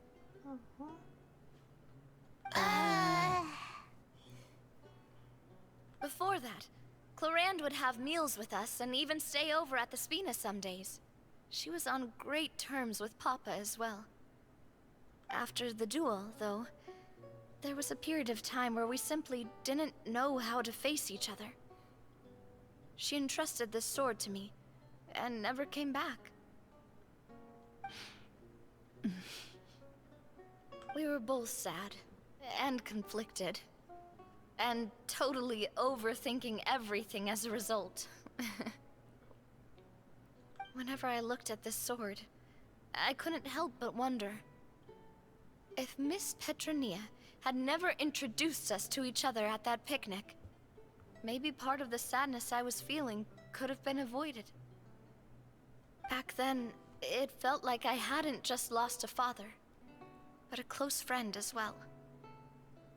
No one can change the past. The most important thing is that you two found your way back to each other and can enjoy things like this together. Yep, you're right. I'm sorry, you two. I didn't mean to bring up any sad memories. Think nothing of it. No one here is at fault.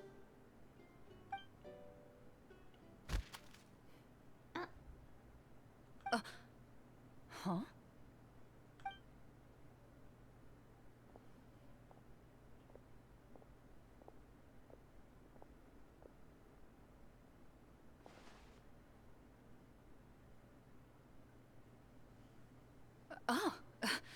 Looks like the next part of our script is here. Perfect timing. The situation was really starting to get desperate. And not just because of the prison thing. From Clorinde's face, Paimon really can't tell if it's good news or bad news. It speaks to her professionalism as a senior GM. Maintaining a poker face takes true skill. Water continues to drip from the ceiling. In this lightless dungeon, you lack a reliable way to tell how much time has passed. Eventually, you get used to the unpleasant odor of straw, mold, and rust, and find yourselves alternating between fits of drowsiness and despair. Suddenly, you hear footsteps outside the door. Heads up, everyone. Someone's coming. Gather close, everyone, and keep your voice down.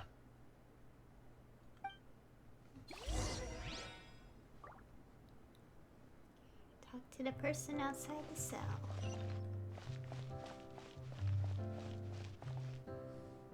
Who are you? I work as a guard in these dungeons, but my true identity is the same as your own. I'm also a Marechaussee Hunter. Huh? Shh! I've already sent away the other guards, but if we make too much noise... I understand, but how can we be sure we can trust you? The king has issued a formal decree. In light of the irrefutable proof of your crime, you're to be executed before tomorrow's sunrise. If you want to escape, it has to be now. Executed? We barely did anything! Monsters appearing at the same location as the treasure. Could this entire thing have been a trap? There will be time for speculation once we're out of here. As for my identity, I have no way to prove that to you just yet. Infiltrating the capital was difficult, and finding a chance to speak with you has taken a lot out of me. I could go on, but I think we can all agree that now is not the time for details. Well, it doesn't look like we have any other choice. Have you seen our weapons anywhere, sir? Don't worry, I brought them with me. They're just behind the door. Still, these weapons alone won't be enough to defeat the true enemy behind the scenes. His faction is too powerful. The guards are all under his control, and he's even stationed a number of golems in various rooms throughout the palace. To defeat him, you must find a secret vault. It is said that within that vault, the Marechaussee Hunters of the past left behind a treasure with the power to defeat the sorcerer. You're not coming with us? No, I'll remain in the dungeons to deal with the guards. I'll try my best to distract them so they don't go after you. As long as my identity is not revealed, I'll be able to aid you when the final battle comes. In that case, please stay safe. Thank you for your concern.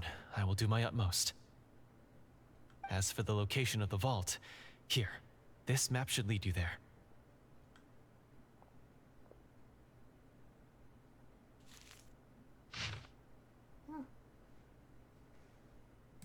Got it.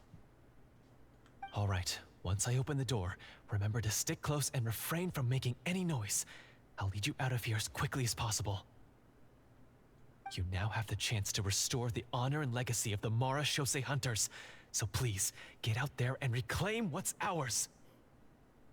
And be sure to exercise caution. With the help of the guard, you successfully escape the dungeons. Your sense of despair and anxiety both seem to fade as you continue your quest.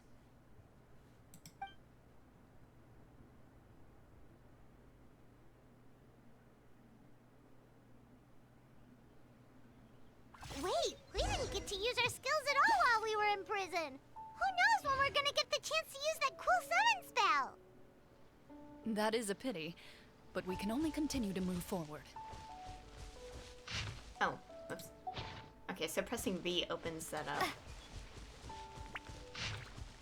Okay, so it's right here.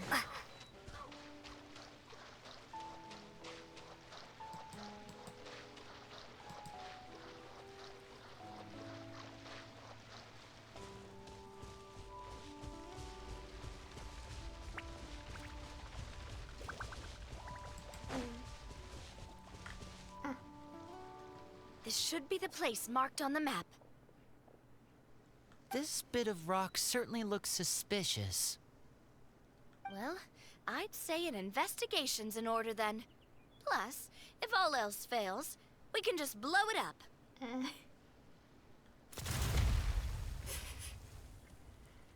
Wow, you really meant that!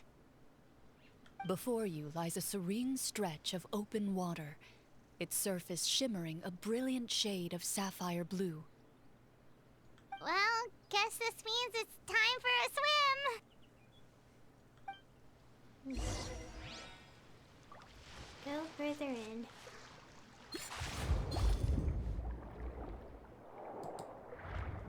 Oh gosh.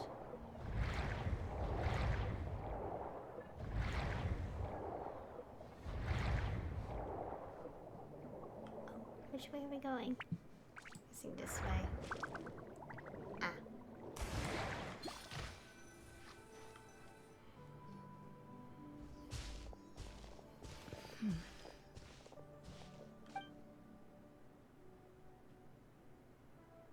Oh, what's the matter? It's nothing. As you step into the cave, you find yourself in an eerily quiet space. Before you lies a narrow passageway that appears to trail off endlessly into the distance.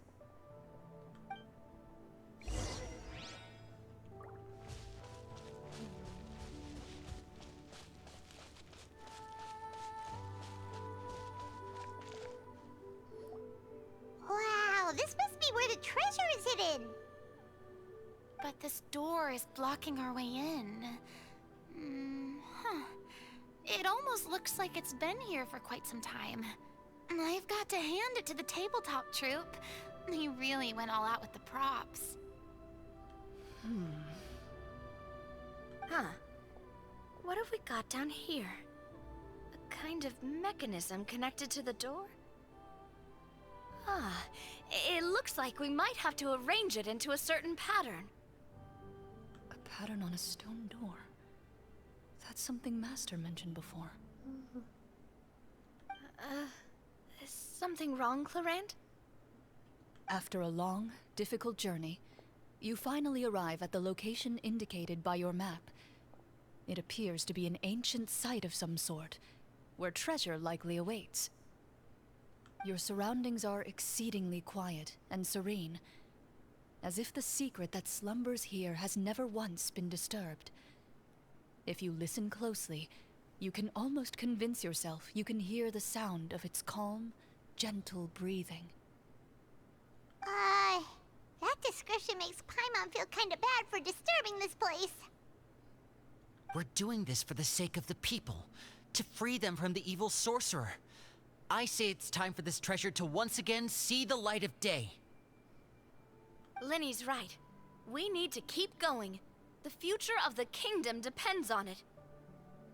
The next part of the story requires us to solve the puzzle, right? Let's start exploring the area. Yes, that should be fine. Something feels off about all this. Guess I'll just have to improvise.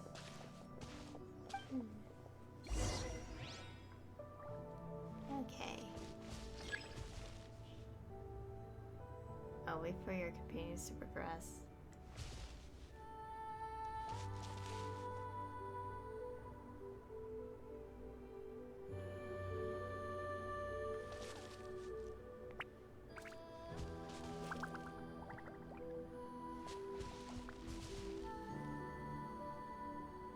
So, do I just wait or start? I found something! Oh, okay. Found something here, too. Okay, I see. Wait until all these things are found.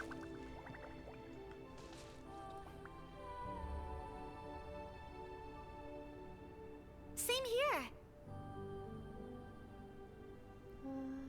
The little things.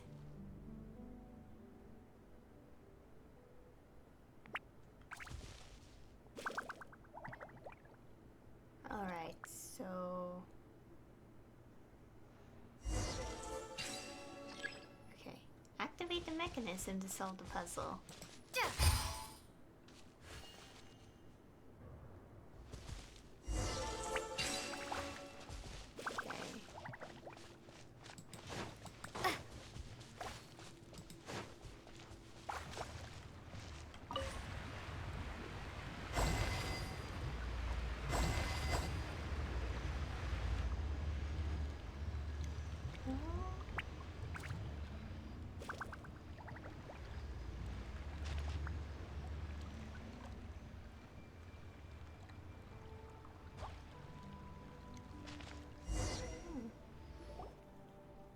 It worked! Something just appeared. Some kind of new mechanism, maybe? By solving the puzzles, you prove yourselves worthy of inheriting the secrets of the past. At the end of each puzzle, you're rewarded with... With? a key. Huh. Oh, it must be the key to the big door. Huh? This is one of the Marechaussee Hunter keys that are passed down from generation to generation. It looks just like the one Master passed down to me. It is said that 4 keys in total are required to form the final, complete key. And it seems like we just collected 3 of them. That must mean... Huh? What's wrong? You hear a few strange noises. Suddenly, all the torches in the ruin go out at once. Huh? What's going on? Did we fall into another trap? For the sake of immersion, please close your eyes, everyone. Without the torches, the space is now completely dark, and you cannot see anything.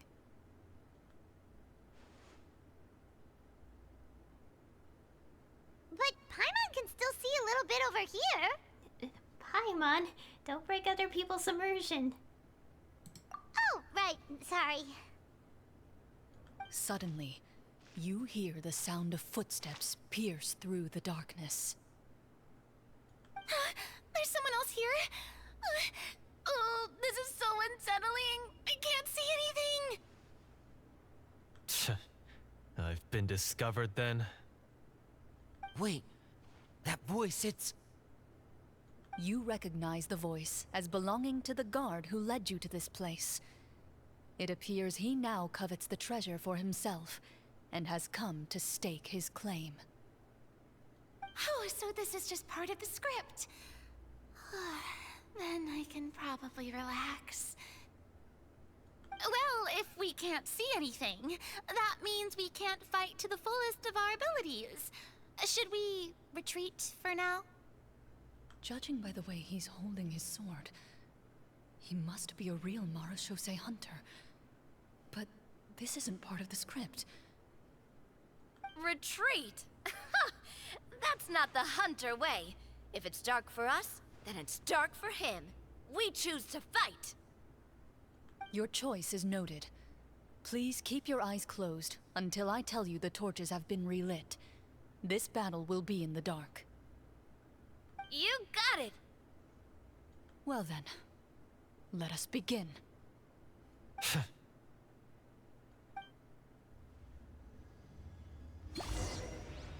Alright.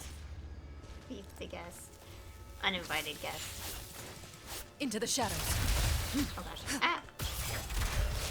I'd like to try to hit him with my sword. Your strike is successful. Ha! You're facing a veteran Marechaussee Hunter. You don't stand a chance. Is he still standing? Goodness, he sure has a lot of HP.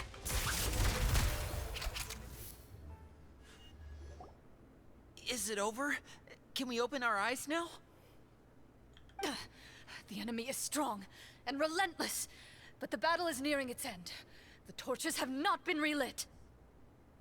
What about now? Final strike. Ha!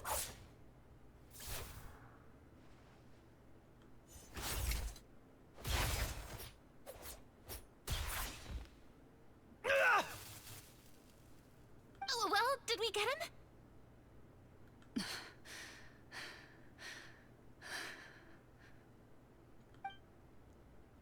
Why isn't she answering? Clorinde? Warm fire flickers across the walls once more. Your vision is now clear.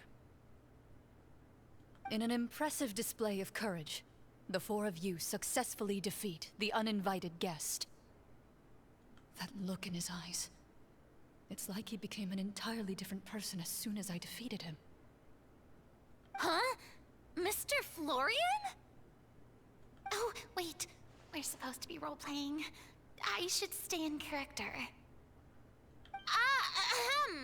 Speak your name, guard. Why did you lead us here just to betray us? Is this treasure really more important to you than bringing peace to the kingdom? What kingdom? What peace? Those were nothing but lies! I, Florian, am a true Marechaussee Hunter, descended from hunters of ages past. So he's also using his real name. Or, wait, was that the name of his character from the very beginning? Then I'm even more confused. If you truly are a Marechaussee Hunter, shouldn't you want to help us just like you said before? Shouldn't we fight together for the sake of the people? What do you know? In this day and age, there's no glory to be had as a Marechaussee Hunter. What's that supposed to mean? My skills were passed down to me by my father. We lived a life of obscurity in the remote wilderness. Still, he devoted everything he had to being a Marechaussee Hunter. And what did he get in return? A life of poverty and pain, in a world that forgot all about him. When he died, not a single person came to mourn his passing. The Marechaussee Hunters were the ones who saved this city, were heroes. We deserved more recognition and respect than this. Is he talking about how no one in the capital seems to remember the Hunters and their legacy? I didn't expect the script to contain this level of social criticism. So that's why you want to take the treasure for yourself? You feel like you're owed fame and wealth? If you already knew where the treasure was located, why didn't you just come down here and take it? Because I still needed the final key. Only a true Marechaussee Hunter is capable of passing through this final door. As someone who sought to hurt others for his own gain, Florian lost that right long ago. Okay, but what is this treasure anyway? We've got all the keys, right? So can we just go in and take a look? You're sure you want to go in? We've been talking about it for so long. Of course we want to see what's inside. And we've already defeated Florian, right? So he won't try to take it from us anymore. Pesky brats. Watch yourself. Then let's open the door together. All right. Your choice of action is confirmed. Clorinde takes out the keys from earlier and walks up to the heavy door. Without anyone noticing, she takes out her own key and joins it with the others to form the final required shape. Oh. Before you, the door to the treasure, sealed and undisturbed for more than 100 years, finally swings open. You hear the shrill wail of the door hinge as it rotates for the first time after years of disuse, almost like a sleeping giant letting out an extended yawn. You get the impression that the secrets buried behind this door might be just as heavy as the sound you just heard. It's open! Come on, let's go in! Paimon wants to see what's inside! Ooh, me too! Ugh, uncovering hidden treasure is the most exciting part of adventuring. What do we have here? Uh-huh. A stone tablet? And some shabby weapons? You call this a treasure vault? Looks more like an abandoned warehouse! Maybe the troop ran out of budget at the end? They provided a super immersive experience at the beginning only to drop the ball at the most important part? They could have at least filled this place with cardboard mora or something! Wait, I get it now. Paimon, this is the real Marechaussee Hunter treasure. Huh? This is it? The Marechaussee Hunter treasure is just a stone slab and some broken swords? I can't believe it. I refuse to believe it!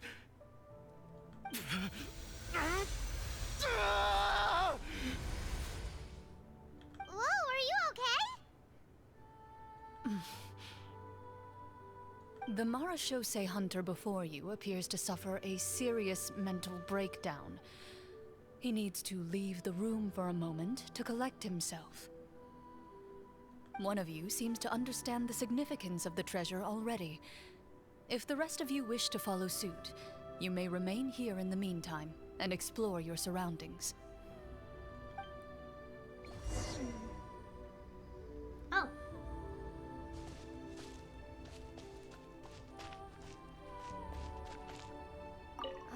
The names on the tablet. Oh, we have to talk to Florian. The old and broken weapons.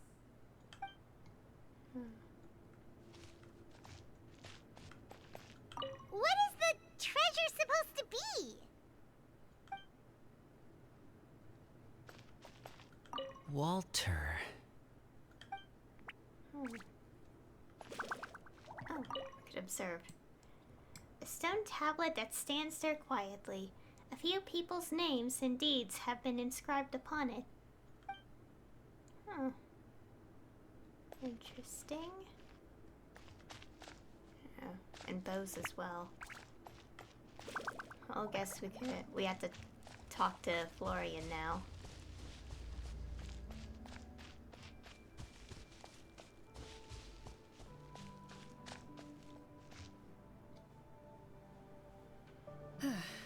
So, how are you doing? Feeling any better? What just happened? Do you remember how you got here? Or what happened to your body just now? I remember now. I brought you here because I wanted to... The explosives in the cave! You mean these?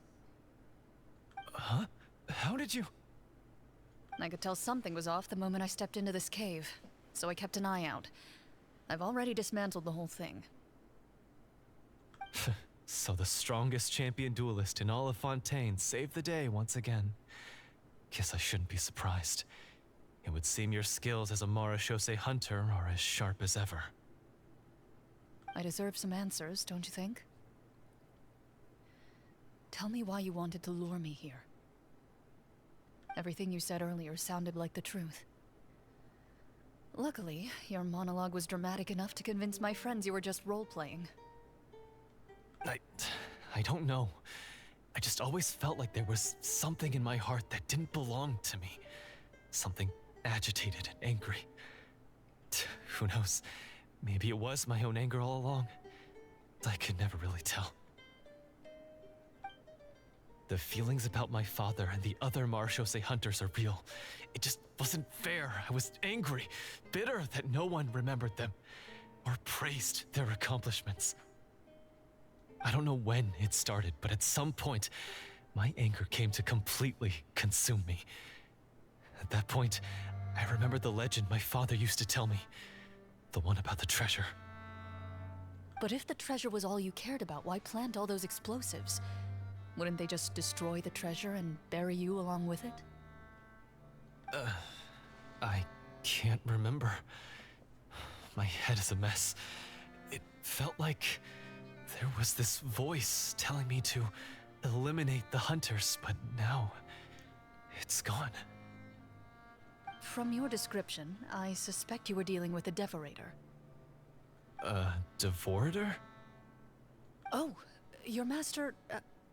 your father, I mean, never talked about it? It was a kind of monster that was active several centuries ago. No, I've heard of it. I'm just not sure why you suddenly... Wait, it can't be. The seal! The seal? My family has served as Marechaussee Hunters for many generations. But the title and swordsmanship weren't the only things passed down over our line. There was a seal as well. My father instructed me to always watch over that seal and maintain it regularly. He said it had been passed down over a truly ancient age, and protecting it was our clan's most important duty. But I neglected that duty after he died. I finally decided to come down and check on it one day, and that's where my memories become fuzzy. The Devorator would be a formidable adversary for any mortal being, even ones as capable as the Hunters. If you lacked the power to completely destroy it, you could easily fall prey to its influence and corruption.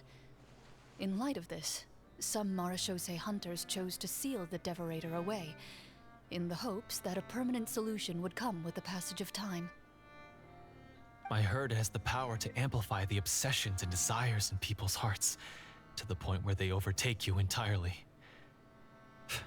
It would seem I'm not just lacking in skill with a blade. but in mental fortitude as well. And yet, you were able to retrieve 3 of the 4 keys. If I remember correctly, each was entrusted to a respected and capable hunter. How did you manage it? One of them belonged to my father. The second I stole from a different hunter. And the third was one that I snatched while the person was on the way home from the tavern. I nearly died in that alley. I know just how strong you are. It's as clear as day to everyone in Fontaine. I observed you from dusk to dawn, but could never find any opportunity to sneak up on you. I never even saw you drink a single glass of liquor. The only way I could think to obtain that last key was to lure you here using your hobby, and then... Oh, I get it now. That monster, it wanted to bury you here alongside the treasure. I won't comment on anything else, but the script was good. Well, I did pour my heart and soul into it. The stories my father used to tell me about the glory of the heroic Marechaussee Hunters and how they came to be forgotten. It's more than just a story. Huh? You're proud to be a hunter. You're still holding onto that part of yourself, no matter how small. I have done so many despicable things. I have nothing to be proud of. Then explain the purpose of the evil sorcerer in your story. Isn't he the true antagonist? The one who sought nothing but his own gain, and used the people as pawns to attain it? In your heart of hearts, he was the one you truly wanted to defeat. But I've already tainted my sword. I no longer have any right to... Wake up, Florian. Remember how you introduced yourself earlier. Do you really think the hunters acted out of a desire for honor and glory? Or to be loved and acknowledged by the people? What did your father teach you about our order?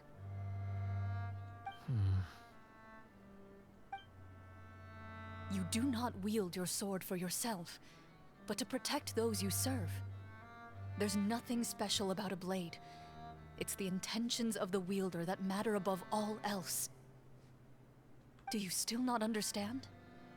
Even after seeing the treasure for yourself? The contents of that room, they represent the true legacy the hunters left behind. You're right. I am a Marechaussee Hunter. It's time for me to redeem, no, to finally serve the people I vowed to protect all along. I wouldn't be so quick to push aside the need for redemption. I know. That's a charge I won't bother to defend myself against. Good.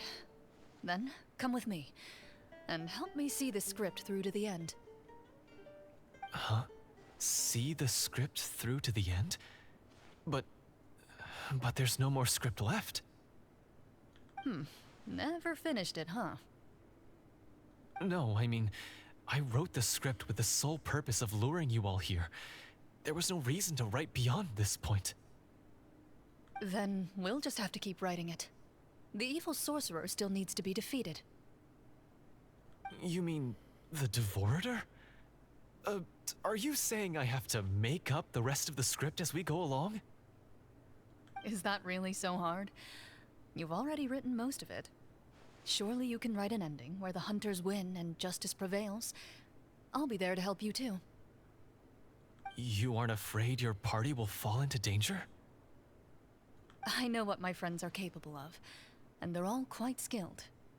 Besides, I need their help. Then, are you going to tell them the truth about all this? I don't intend to spoil the fun.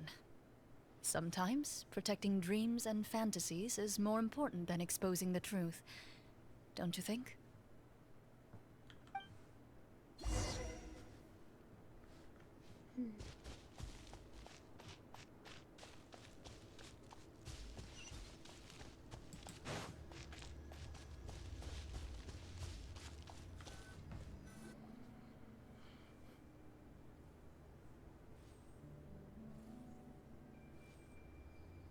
they're back! That took a while.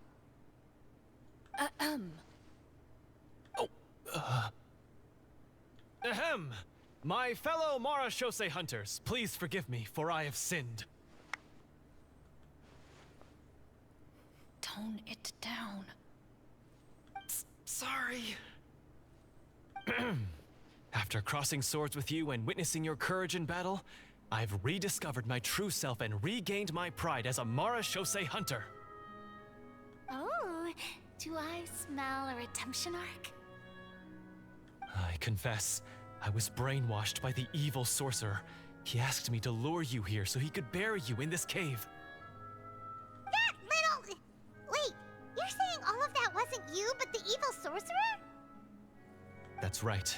He's adept at manipulating the hearts and minds of the people. I fell under his influence because I did not possess a strong enough sense of will. Huh.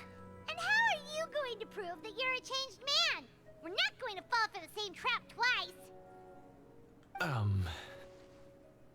To be perfectly honest, I only came to my senses after seeing the treasure. It reminded me of my father's past teachings. The treasure was actually... The names of all the Marechaussee Hunters from ages past and their weapons? Wait, you already know? Of course. Don't underestimate a veteran role-player's exploration skills. Oh, wait, I mean Marechaussee Hunter Navia's exploration skills. We just finished reading through the content of the stone tablet. That tablet recorded the lives of some fascinating people. For example, this Marechaussee Hunter called Est. She inherited the responsibilities of the Golden Hunter and passed judgment on many people. But in private, she had a very easygoing personality. Her favorite pastime was singing and dancing with her friends, and she was said to have a beautiful voice. So, she was just like you. Oh, you really think so? Well, when you put it that way, I suppose I also have a few things in common with this Walter. Working as an executioner, he supposedly used a countless number of tricks to confound his enemies in battle.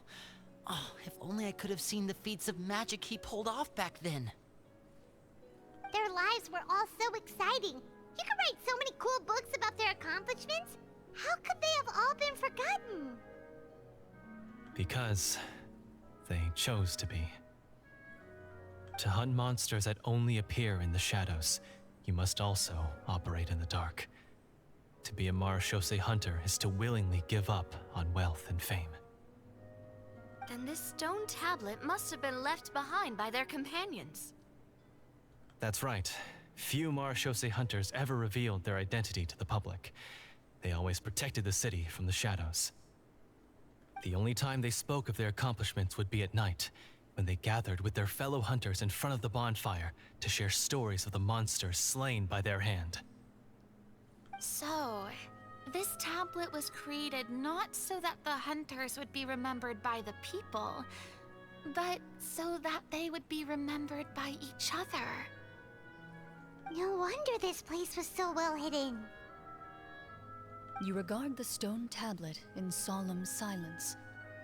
The names of your comrades etched onto its surface serve as a reminder that you are never truly alone.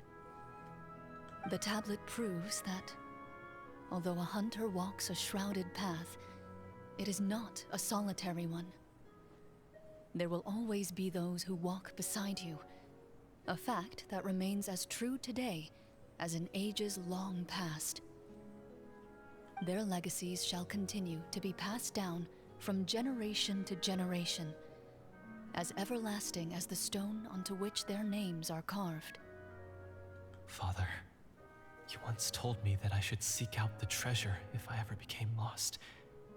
So this is what you wanted me to find.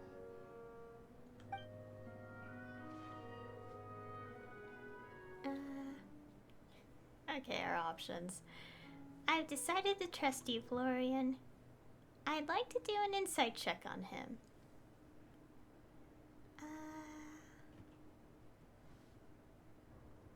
let's say the first one. Thank you, my friend. You are very kind. I implore you, everyone, please give me a chance to make up for all I've done. Allow me to fight alongside you and defeat the evil sorcerer that threatens the peace and prosperity of everyone in this kingdom. Well, I say we let you join. Sounds good to me too. Everyone makes mistakes. What matters is what you do to make up for them. I have no objections, but Mr. Florian, do you even know how to defeat the evil sorcerer? When he took over my mind, I gained some insight into his thoughts. Every time I thought of the treasure, he reacted with a strong sense of fear. Huh? He's afraid of the treasure?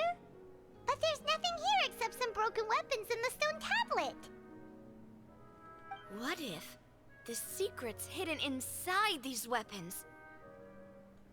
GM, permission to investigate.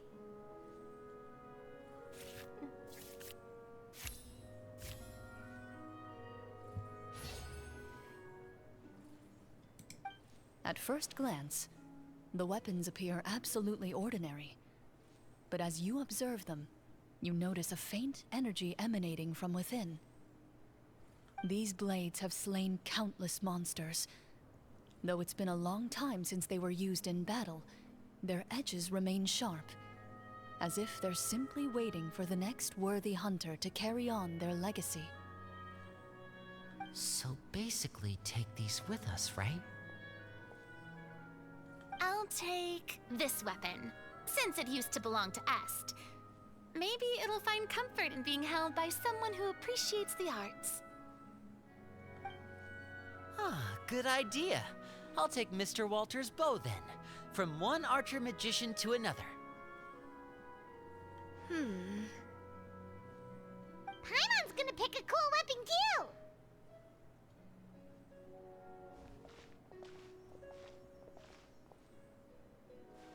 As you grip your weapons, you can almost feel the will of past hunters coursing through your being.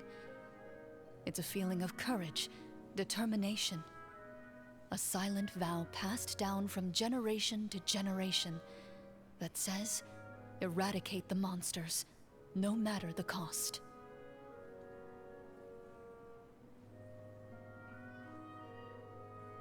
Mr. Florian, do you know where to find the evil sorcerer?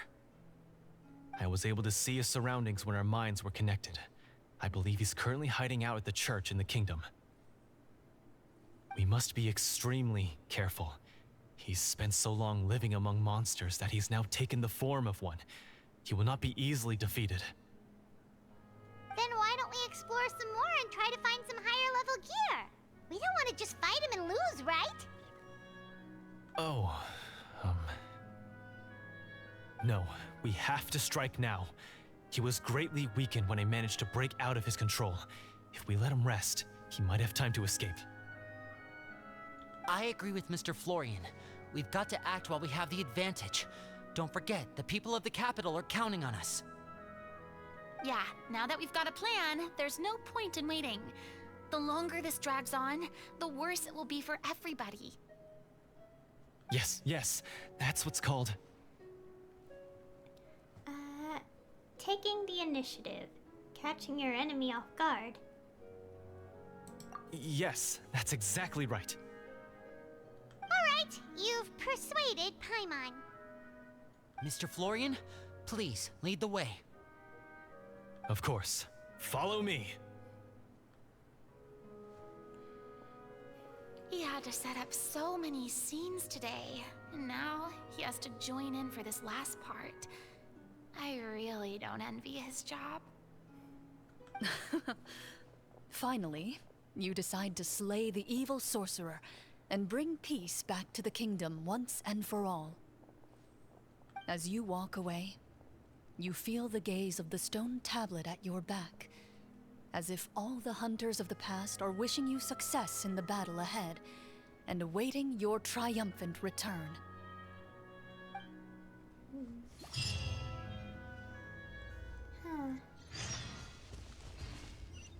Alright. Okay. we going? Oh wow, okay, a long distance. Fortunately, we can teleport there, so we don't have to spend so long walking for like a while.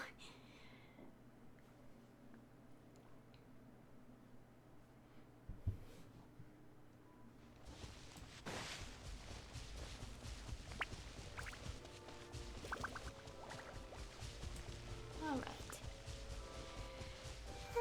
Stretch. Finally, you arrive at the church Florian described. As you approach, an ominous aura surrounds you. You get the sense that your enemy is close at hand. How strange. This uneasy feeling seems so real. How did they manage that? Now, it is time for the final battle. Let's go.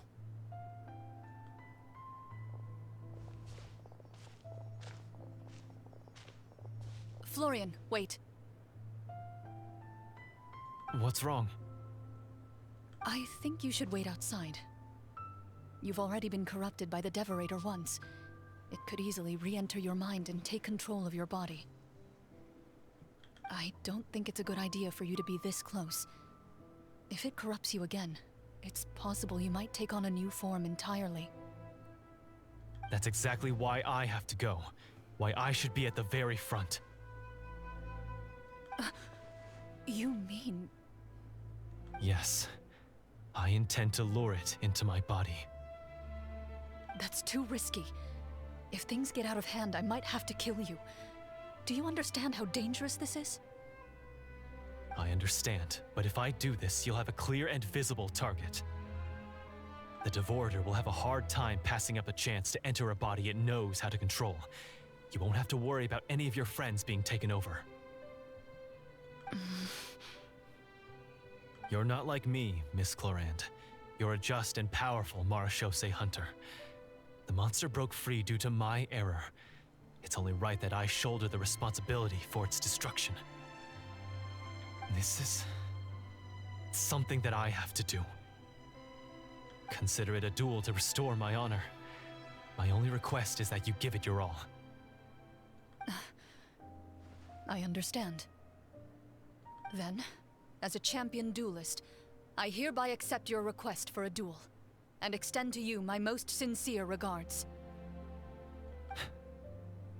Thank you. The battle is now upon us. Let the Devorator once again tremble under the blade of the Marechaussee Hunters.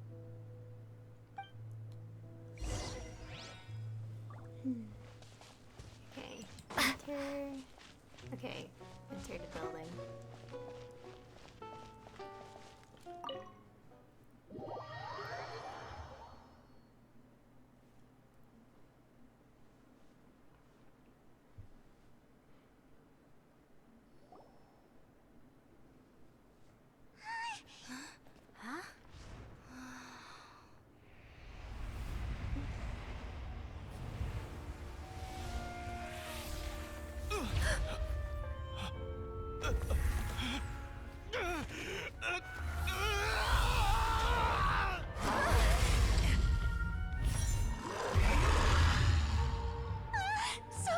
So lifelike.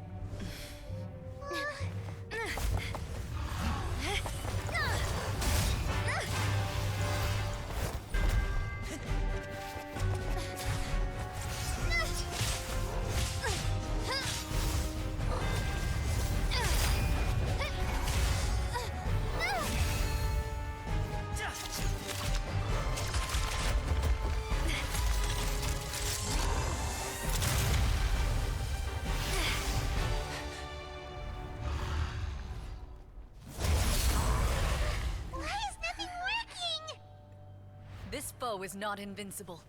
You hold the treasure. The power to defeat it in your own two hands. The treasure? You mean... The names! It's the Marechaussee Hunters' names! How are we supposed to... You forget, Paimon? There's still one skill we saved until the very end. Hunters fight not for fame, but to aid the people whenever they are summoned. Walter the Marechaussee Hunter. Master of 1,000 tricks, executioner of the Phantom Hunters, I call for aid! Est, the Marechaussee Hunter, inheritor of Cassiodor's will, judge of the Shadow Hunters. Answer my call!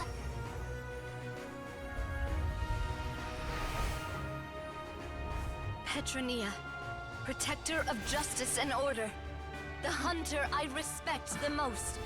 Thank you for saving my friend, the best one I'll ever know. Please, lend us your strength.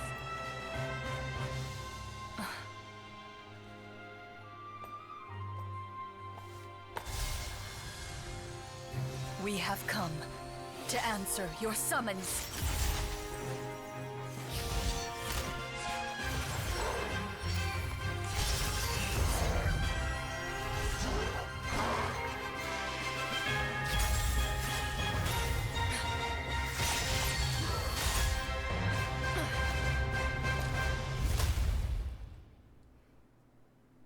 And so, the monsters were eradicated, and the sorcerer was defeated.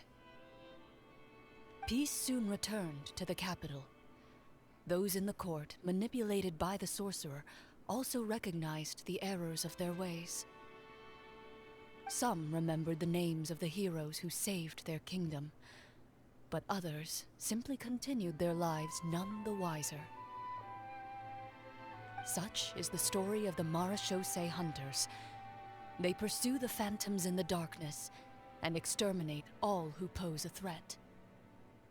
They will always protect the city and those within it, even should all memory of their accomplishments be forgotten by the very people they serve. I'm assuming we've finally reached the end of the script. Yes, you've reached one of the better endings. It's a pretty solid story overall. I thought it was just an ordinary adventure at first, but the further we got into it, the more impressed I became with the production and the plot. That final battle especially! All the effects were super realistic. Oh, right. Yeah, totally. That's a really good point. I never expected the weapons we picked up from that vault would have that kind of effect. Yeah, mine nearly scared the daylights out of me when it started glowing. I took a good look at it after we got out, but I don't think it ever lit up again. Oh, we should probably give these props back, right? I'll just leave mine here. Did you have a good time? Of course. Let me know if another script like this comes around. Sure, no problem. Then I'll head back for now. I think I need some time to fully digest everything that just happened. Once Mr. Florian is awake, please pass on my regards to him.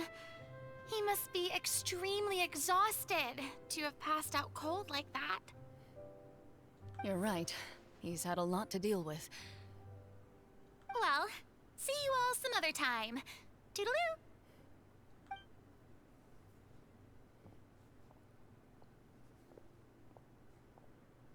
Okay, so, can I ask now? I think it should be fine, yeah. What in the world was going on back there? So you saw through all of that? That time in the cave when you told us to close our eyes, it'd be weirder if we didn't notice anything. I was dying of curiosity the entire time. I mean, you did a pretty bang-up job of pretending nothing had gone wrong. Furina actually looked like she thought all of it was planned. Guess none of us wanted to be the one to break the illusion. What are you all talking about? Yeah, what's going on? I was just playing along too. Oh, wait. Don't tell me Paimon never... Oh, this is all my fault. It's not too late to cover your ears. Here, Paimon, I'll do it for you. Bit late for that, don't you think? they're saying everything that happened back there wasn't actually part of the script? It's probably more accurate to say this was never a real scripted story to begin with. What? So loud. My head. Hey, you! Get up right now and explain yourself! No shaking, please! Oh, my head.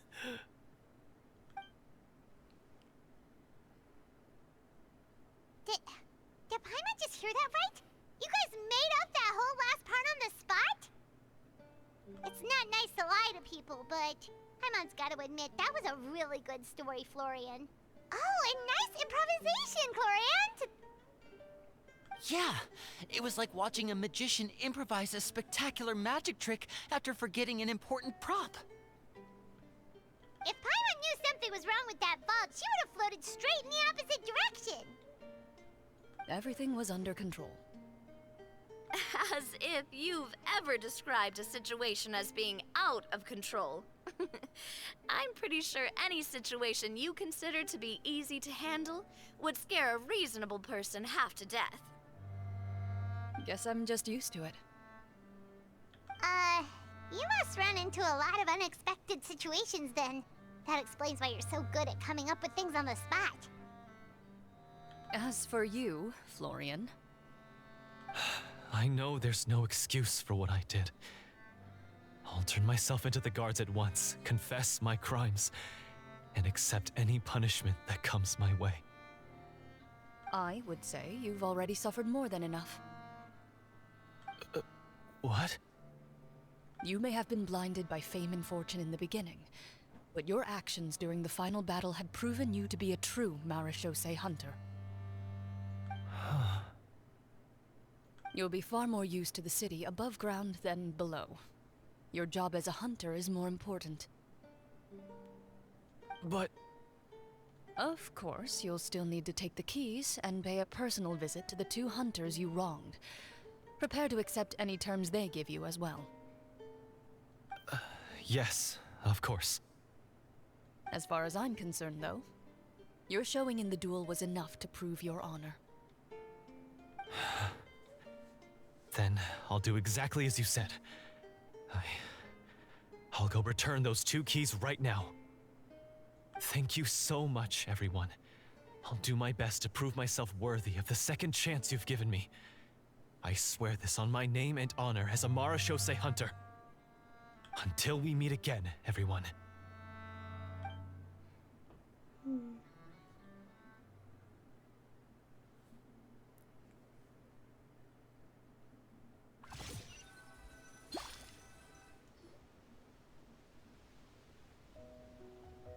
Speaking of Marechaussee Hunters, what should we do about the treasure in that cave? Leave it be. Are you sure? We could show it to people, make it so that the hunters are remembered. Don't you want that? No. Every name on that tablet made the same choice. All hunters know what the path entails. I am no exception. My identity as a Marechaussee Hunter is not something I need people to remember. I wish only to be recognized as a champion duelist. Nothing more.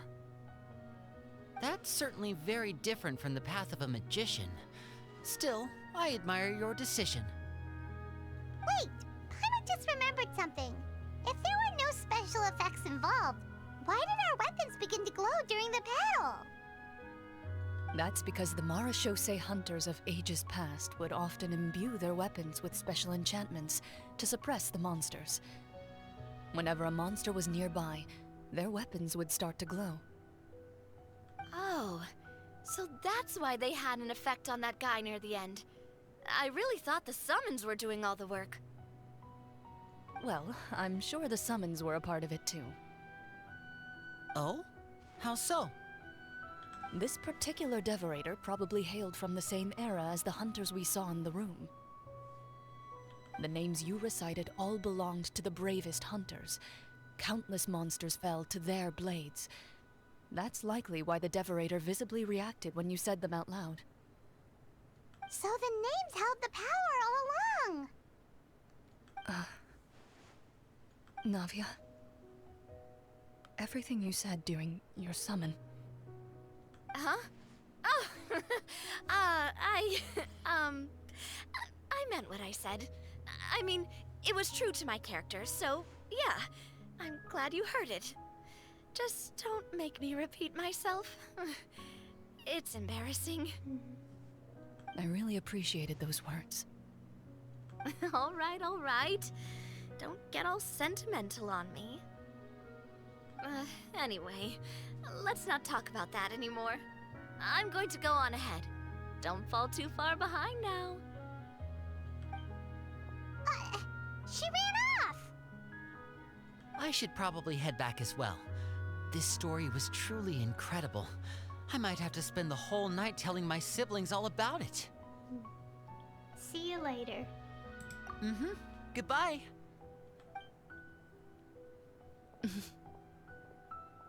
Traveler, should your name and deeds be forgotten, what do you think the significance of your journey will be?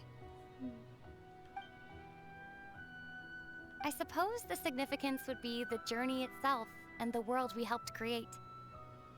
There's still value in the time I shared with everyone here, in the things we were able to accomplish, even if no one remembers them. A great answer. I'll remember it. Aww. What would your answer be, Clorinde? Me? The Marechaussee Hunters says nothing in response to that question. Perhaps her answer lies in her silence. An unspoken vow left to echo through the night. The path she walks needs no explanation.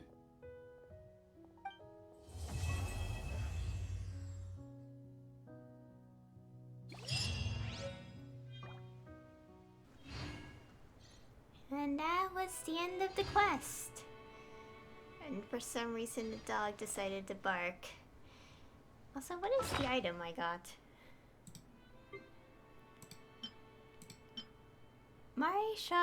Marechaussee Hunter Judgment Day character album. A book that commemorates the participants in this game of Marechaussee Hunter Judgment Day. For both players and game master, it is full of memories of your adventures together, and so shall I never despair. Perhaps this exhortation holds a deeper meaning for the one who played the Marechaussee Hunter? Oh, forget the details.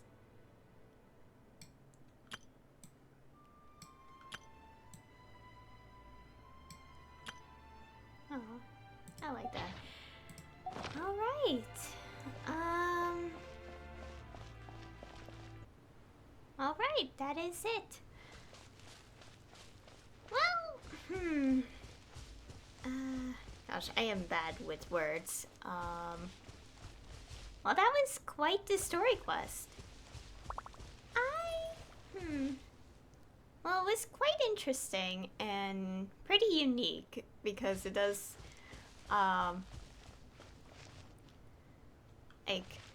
okay, I don't know where to begin with this. So we do learn a bit about Clorinde's past, and we experience this tabletop role-playing game, which starts to, you know, which, like, the truth behind it is that it, was made from an individual's, personal, grudges.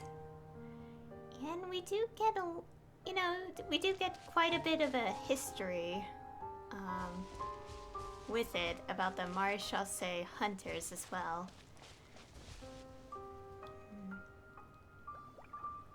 Overall, I did enjoy it.